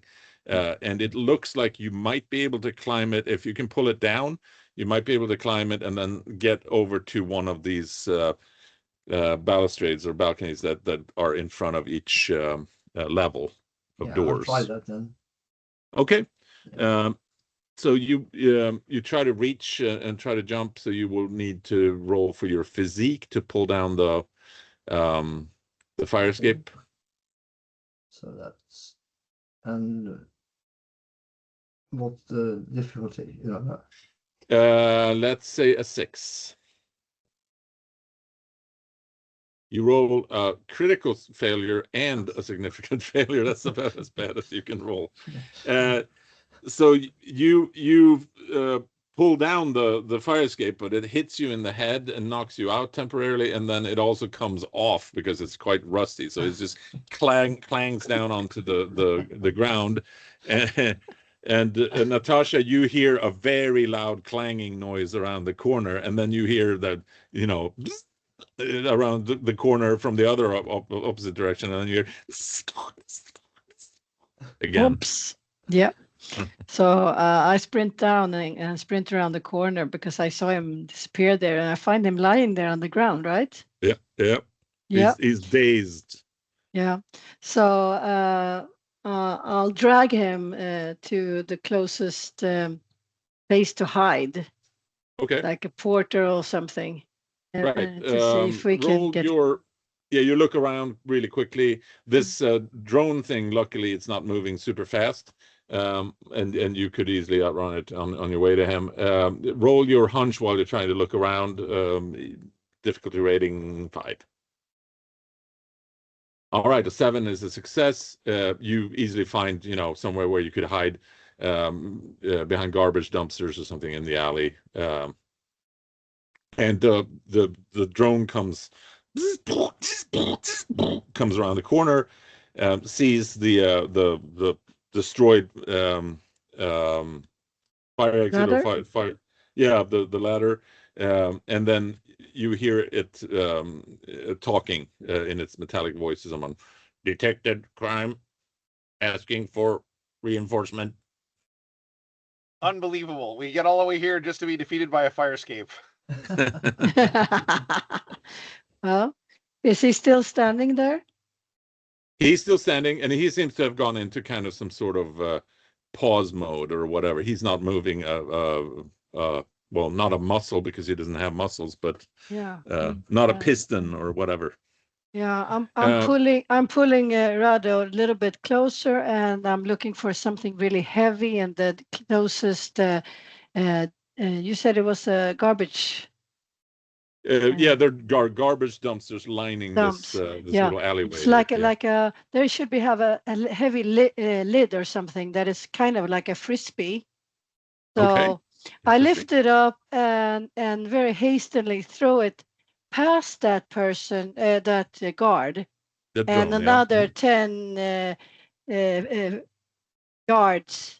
You're trying to distract him, I'll try basically. to distract him and have him pull his eyes in the other direction. Gotcha. All right, so you can roll a knack for that, and it shouldn't be too difficult. You will get a difficulty rating of 4. Oh, look at that, a hero point. Yeah. Record that. Throw. So it flies much further than you had intended. It just keeps flying, and then it clatters down, and then you see the drone and turn its head towards the noise, and then immediately move in that direction. This is actually out of sight for you, so it's not even difficult for you to move so that it doesn't see you, unless obviously you move in that same direction. Yeah. Well, I'll have to slap Rada so he wakes up. I can't carry him that far. Right. He wakes up eventually, after a couple of seconds, and he's very groggy. Yeah. So is it free for us to take us back into the house, or do we have to go somewhere else? If you went back to where you came in, the front of the building, you would be within the sight of the drone. Okay. You could go behind the building and see what's there. Yeah, let's take a look if we can find a back door or circle the building. Yeah. Yep. So you were in the alleyway behind another building with garbage dumpsters, and when you turn that corner, that's the back of this building with other garbage dumpsters, and you see one door in the center of this building that there's a couple steps down, and then it leads into the building between the garbage dumpsters, or in in the center there. Yeah. You see you underneath the balconies or the whatever. For in front of the doors, but you hear it kind of stomping away, and then the sound disappears gradually. Okay. All right, you are inside of the Reverend Dubois' little apartment. It's a very cramped little apartment. It basically is one room with, it's a studio, so it has some sort of fold-down bed that is still folded down, and it's kind of messy, and the bed is not made. There's a little cubby hole that serves as a kind of a kitchen, but it's very cramped. And then there's one closet-like thing in one corner. That's all there is. There's not even a bathroom in here, you notice. Well, unpleasant. So what do you do? I mean, I'll look around like normal hiding places. Like I'll check like behind pictures and yep. If there's is there a desk or like an office? No, but there's a little bit of like there's a folded down little you wouldn't even call it a desk. It's like a writing surface. Yeah, it's sort of like that, but there's nothing on it. You could sit down by it. There's a little stool that you could sit down on, and next to it is a two-seat sofa that looks like it's seen better days.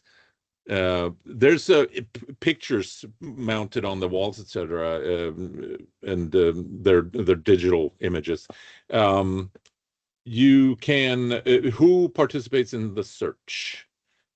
I'm taking the coats close to the door because I'm having a peek also, 1 foot out of the door all the time to see that nobody's coming. I gotcha. But there was something hanging there. You said a coat or something. Yeah, so his so I want to check the pockets of that one since it's very near. Right, it was another one of those priestly frocks, basically, coats. So, Felicia, are you also searching around, or what are you doing? Yeah, I'll search around. More than anything, I'm not really sure what I'd be looking for. It seems like everyone's already covered everything else. There's got to be a junk drawer in the kitchen. Has to be. Yeah, absolutely. It's not a kitchen without a junk drawer, so. No, it has a junk drawer. The miscellaneous void. Yeah. That's what I look for. All right, so you all get to roll a hunch roll, difficulty rating 8. Can I use wit? Because I'm trying to use like corporate techniques to specifically check key locations, like a list of the most popular passwords, a list of the most common hiding places. I'll give you a wit roll, difficulty level 5, and then if you succeed significantly or critically, I'll give you a lower difficulty rating in the hunch. Okay. So I got a 9 for my hunch roll. That's a success, yes? Yes, it's a regular success, yes. Me too. Delightful news. And Natasha, you also succeed. So Natasha, you look through the clothes hanging near the door. There's nothing really of note in them, the crumpled paper, receipts, stuff like that. There's absolutely nothing. In fact, these clothes seem like maybe they were hung here because they were dirty and he meant to wash them. So I got one success on my wit check. Yeah. Right. Yeah, the 6. Yeah, so that's a success, but it's not a significant or a critical, so you don't get a bonus on it. So then you can roll your hunch, difficulty rating 8. Ooh, look at Nailed that. it. Critical. All right. You stand there in the middle of the room and you think, where would I hide something? I think the closet. And then you go into the closet, you search around, and then you find a trapdoor in the closet. Ooh. I will call everybody over. Yeah. All right. And I will whistle out the door for our missing friend. Rado. Mm-hmm. Yeah, so the question is, Rado, what do you do when you walk away? It seems like you convinced the drone, so it's walking away in the opposite direction, and it seems to basically resuming some sort of surveillance station that it's been assigned to, and all it's doing is basically someone comes around, it goes up, and it asks to scan its chip. That seems to be its protocol. So what do? You turn around the corner. What do you do next? I try to find my way back. Is there like, do I have to pass this drone, or can I go back and he will see me again, or can I find another entrance to the building, or get up You to?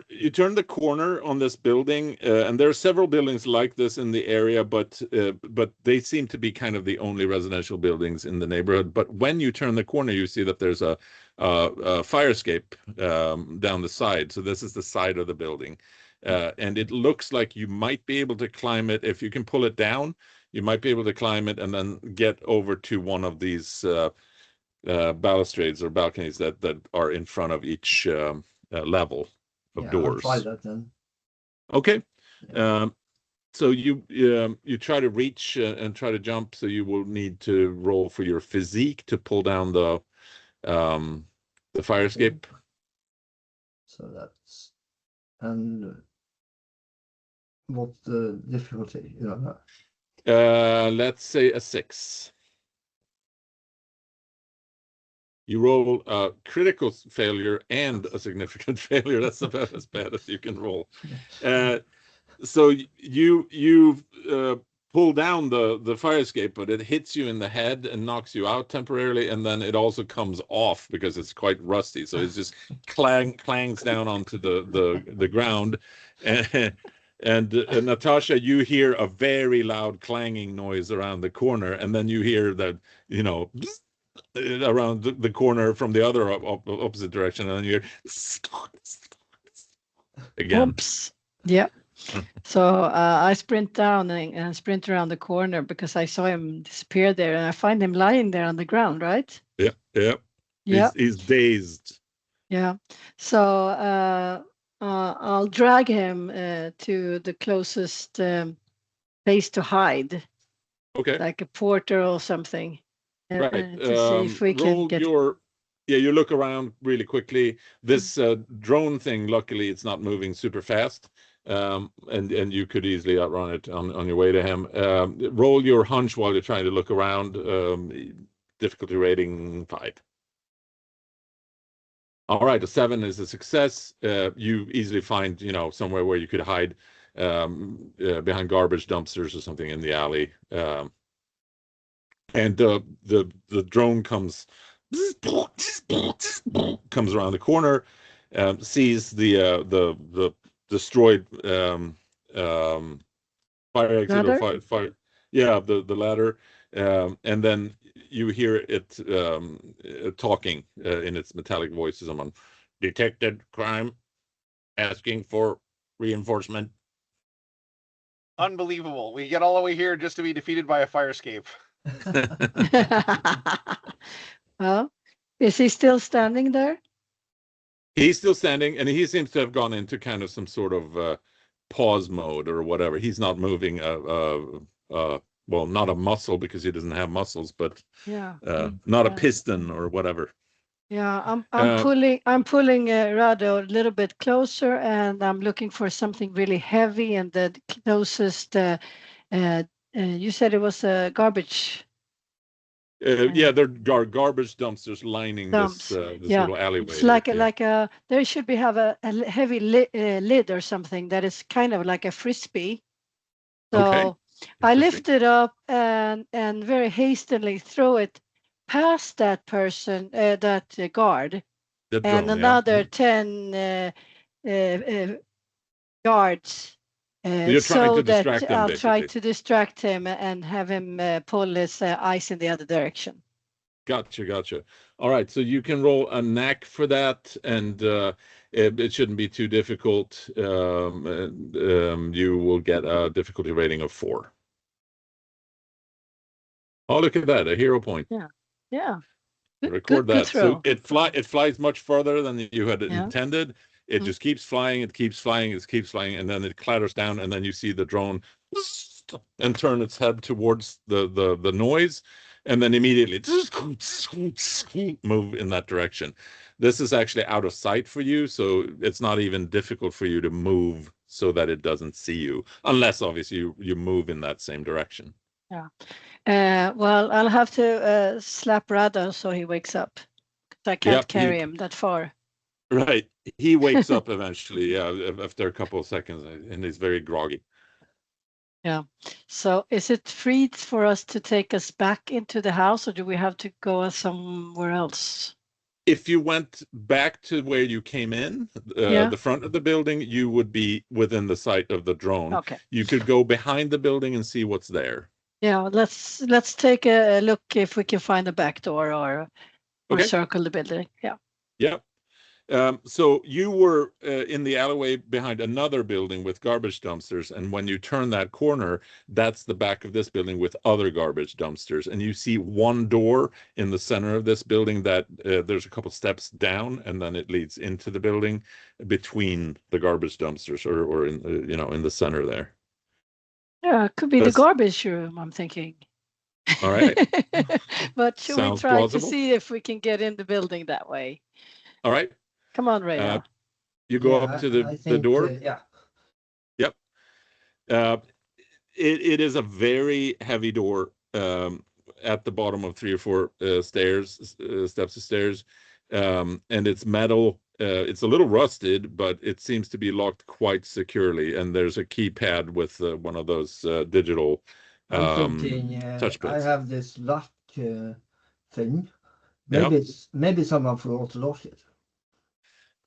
You use your lock special talent, and what do you know? This lock seems to be malfunctioning, so it's actually not locked securely, so you can easily push the door open. What do you know? A little luck, what a little luck can do. All right, you find yourself in a basement, very dusty corridor, very smelly corridor. There are more garbage dumpsters in here in this corridor, and then you can see a stairwell at the far end of this corridor. Going up or down? It's going both ways. Well, let's try to go up then and see if we can come up to the first floor, some kind of back way. Yep, you walk up the stairs, and there's the stairs just keep going, but there's a similar door at the landing of each flight of stairs, and it's not difficult for you to figure out what the level is that you were at. Yeah. So at the first level, we will try to go through that door. Yeah, that is also locked. And you already used up your luck, so this door will not be unlocked. Now we have to use some skills of mine then. Some sort of ability to open up a door, yes. And it's an electronic lock. I mean, Natasha, you have a criminal background, so I'm sure you've picked locks before, so you can certainly use it as within the reasonable expectations of a criminal, but you only have 1 star in that. Now, Rado, you have, let's see, where did I put your character? Oh, there you are. Sorry. I think you have more useful abilities. You have, for instance, you have craft engineering, so you can certainly, figure out how one of these electronic locks work. And you could certainly try to figure out maybe a way to short circuit them or something like that. Okay. So you get to roll 2 dice, Natasha, if you want to try too. The more kind of traditional brute force way, you can roll 1 die. The difficulty rating here is going to be a 7. Okay. Oh, look at that. Yeah. Rado does not succeed, but Natasha brute forces her way through the lock, which seems to give way when you poke different things into the space between the door and the locking mechanism. So it eventually comes open.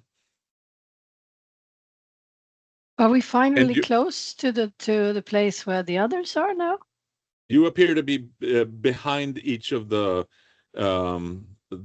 apartments in front, and there's a second row of apartments in here that have an interior corridor. And you see at the far end of each of these, there's a corner turning that leads towards the front. You choose left or right. Yeah, well, left. All right, you go left.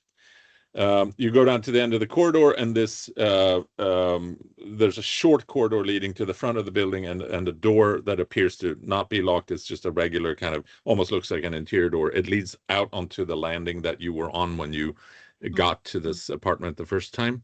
So you can easily get out that way and then get to the apartment, and then you see the door half open that you had entered in through before. Yeah, okay. So we go there. Yep. Yeah. All right. Saying hi there.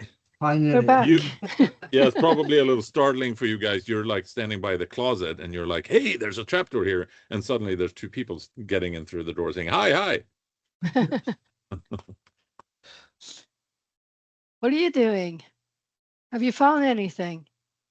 Yes, we found this trapdoor. Okay, where do you think it leads? We're about to find out. Wow. All right. You open the trapdoor?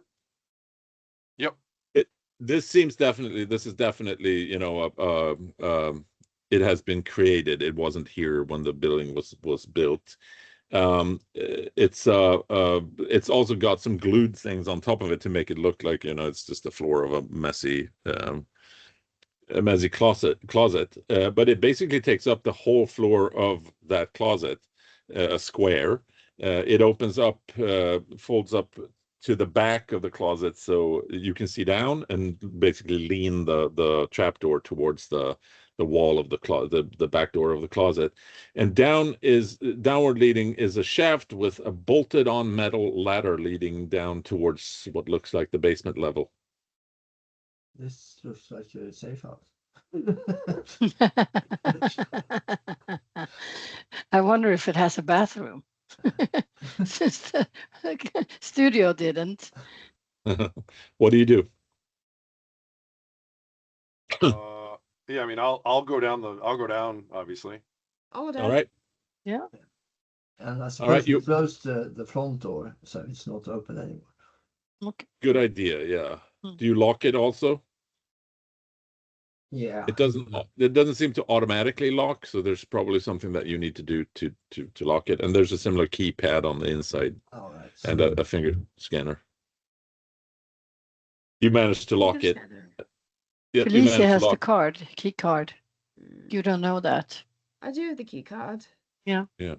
But you said it needs a finger scanner. Well, it is a finger scanner, but apparently you can also use the key card on it. Oh, well, that's wonderful news. Problem is that the finger scanner probably needs a fingerprint whose match for whom you are not a match, or for which you are not a match.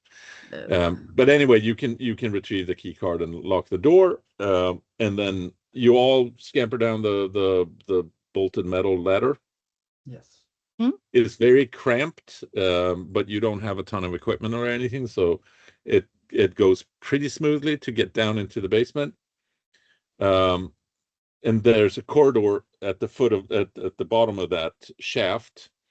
And it appears that this shaft has been, it looks like this may have been like a garbage shaft or something, garbage chute, and it's been broken open clearly into this corridor. And then the corridor leads straight across, straight through quite far, and it's not lit up. It's pitch black. From what you can judge, it goes straight to the west. Right. Can we use our handheld device to lighten up a little bit? There is a function that has a little bit of a flashlight on the function on it. Every phone has a flashlight. Yeah, I mean, it should have.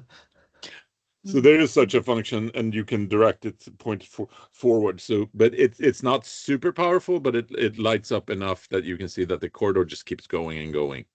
I have a special talent of sensing danger. Can I use it? You can activate it for sure, and you do sense danger. I do. It's a vague sense of danger. It's not like, you're not sensing that, someone is about to kill us, but the whole situation here seems dangerous. So I want to tell you that I'm saying I'm not really comfortable here. I sense some kind of danger with this going down here. Just. Yeah, but do we have any choice? Oh, there's always choice, but is it an elevator? We just need to be like prepared, I think. So what? Is there like you said it's like a chute? Is there like a way down? Is there like a ladder or something? Or no, that's what you came down. You came down a chute. So essentially, the trapdoor was leading into this chute, and then the chute had been broken. It had basically been leveled off at basement level, which is where it would be, and then been broken into this corridor here. At an angle, and this corridor here is, you have to crouch kind of to move through it. It's not tall enough for you to stand up, and it's just wide enough that you can walk one person at a time. One of you should roll. Who's at the rear?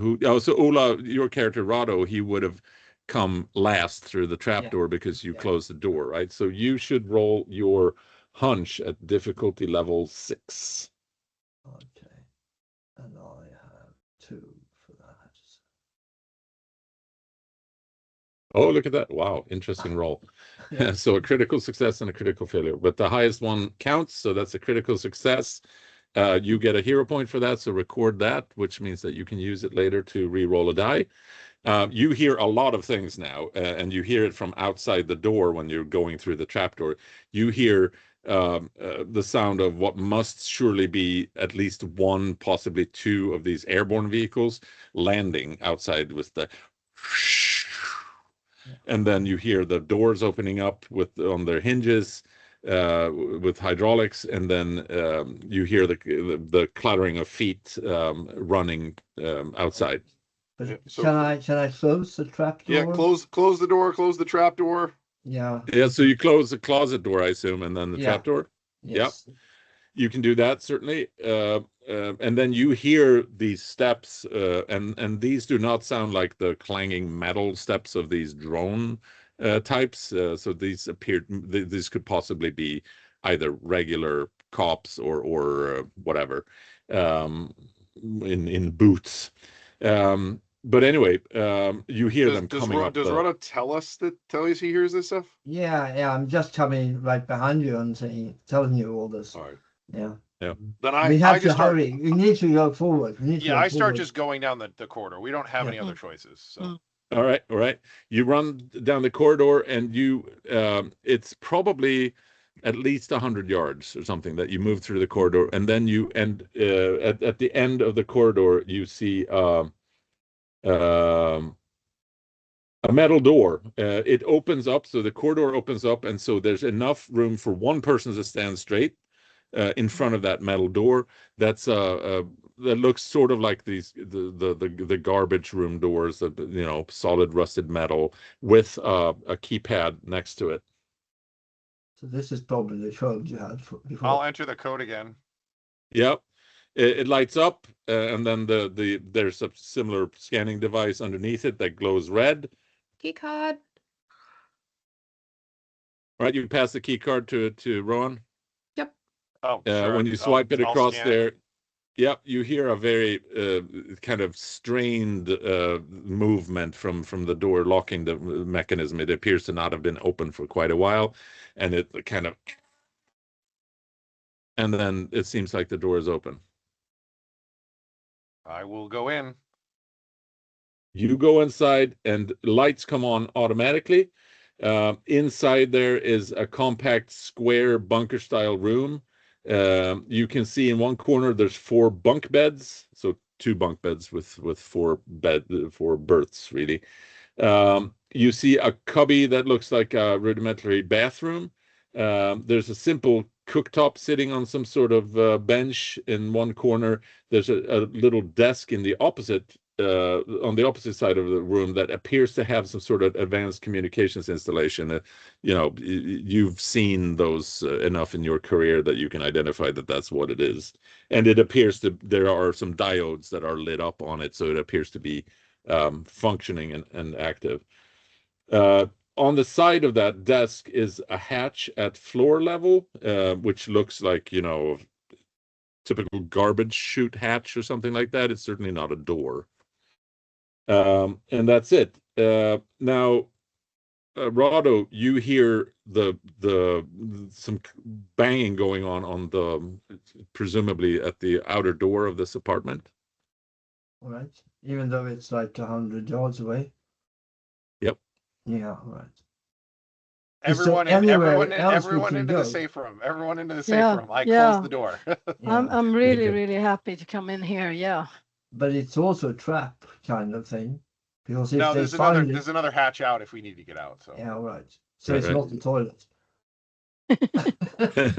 Well, maybe you'd have to get through this. You might have to go through the sewers to get out of here. Who knows? But just check the hatch. I think. I think it's like, yeah.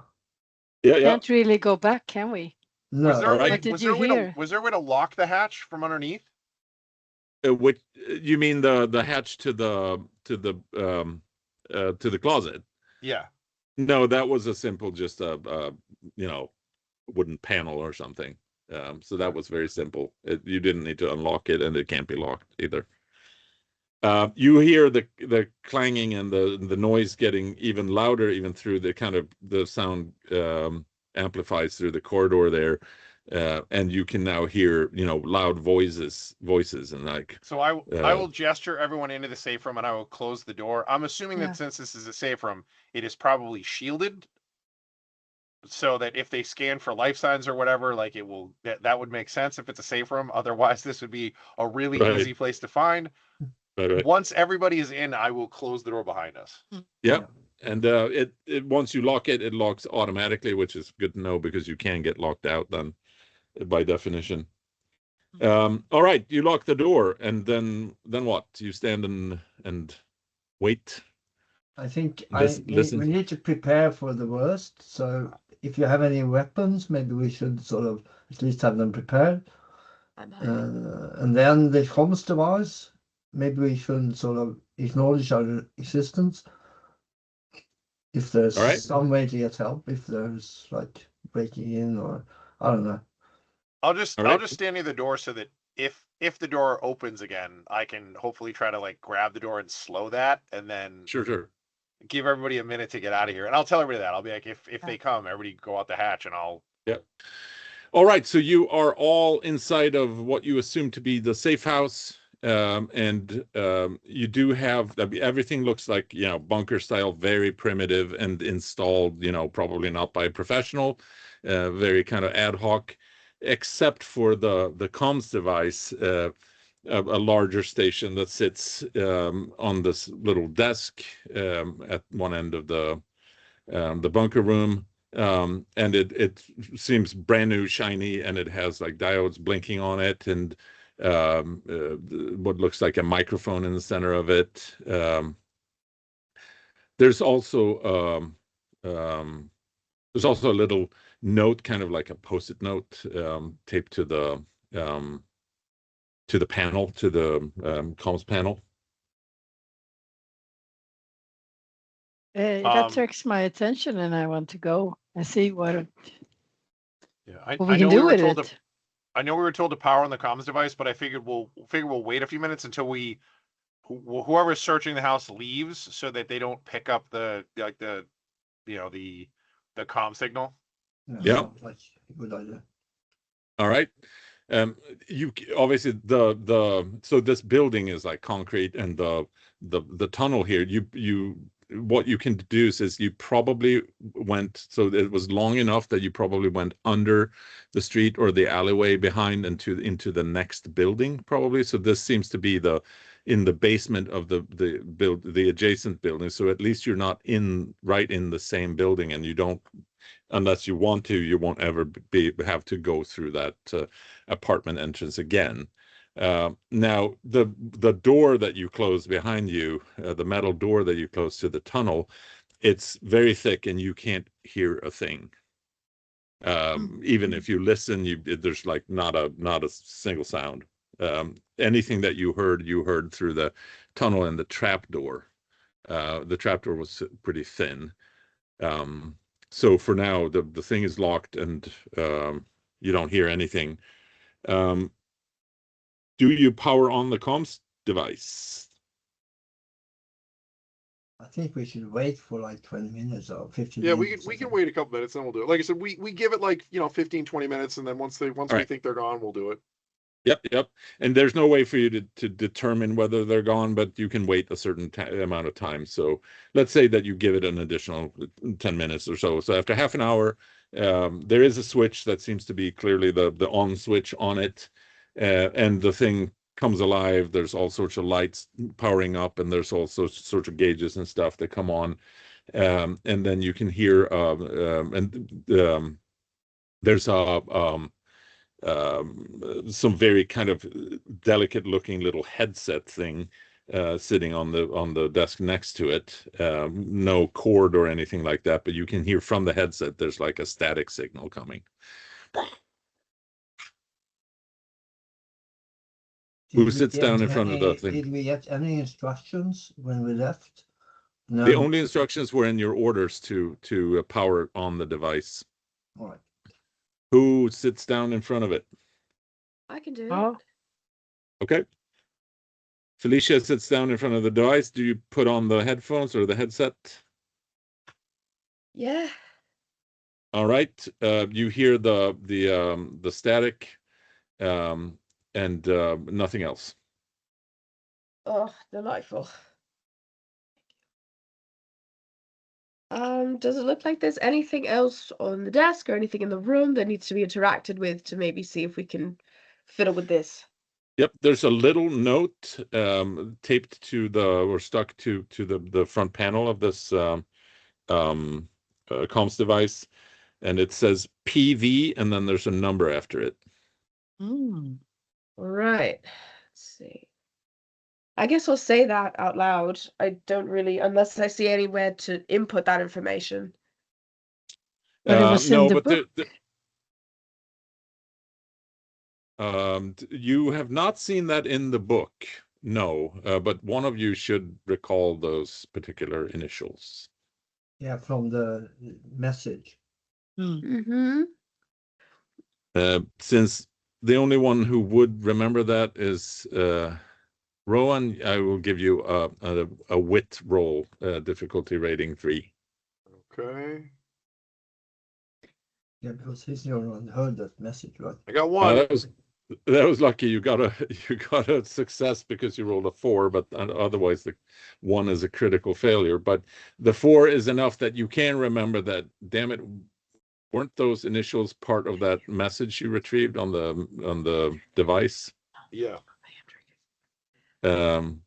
At least it's the same initials if they refer to a person you're not sure. Obviously, the guy who was in the message identified him as PV.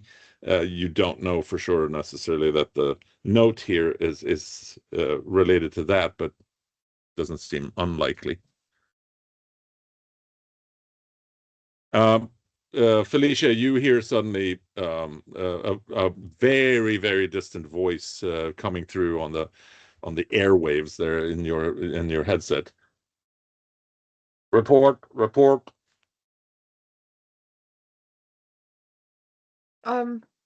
Okay. I'll say, and I'll read off the PV and the list of numbers.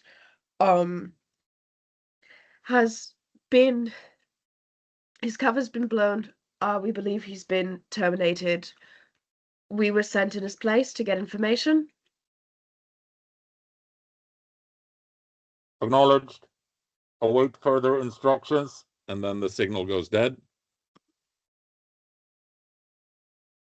Then after a couple of minutes of grueling waiting, the signal comes back on again with the static, and it says, "Safe house has been compromised. You need to evacuate. Seek out the naughty dog. Repeat, seek out the naughty dog." And then it goes dead. So we got to go back to where we started. Or something. Or Great. Okay. In case the other characters did not hear that, I'll relay the same information.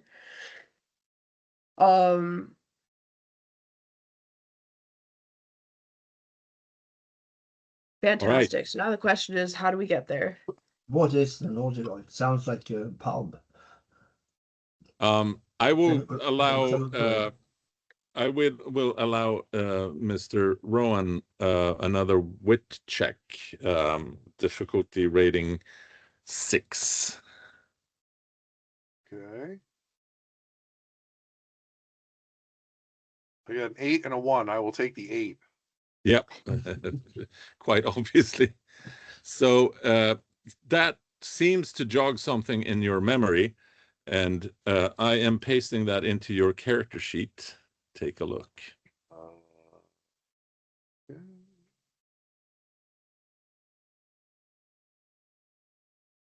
Okay, it is a photo from his office. It looks like a cafe or something, or a pub. Yeah, all right. Do you share it with the other guys? Oh, yeah, you sure. just, I assume you describe it, yeah. So yeah, it looks like a little corner cafe or a pub or something. So you remember this now, that this was on the shelf of his office, and you registered it because your brain is not human, so you have semi what do you call it, photographic memory. You can recall it, and if you're not mistaken, the name The Naughty Dog was in that photo, and the reverend, you recognized him in the photo. You did not recognize the other man. Okay. And that is where we will end. Cool. Thanks, Jay. Thank you. Session All right. concluded. That was fun. I will terminate the recording. Thank you. Hang on. Stop recording. There we go.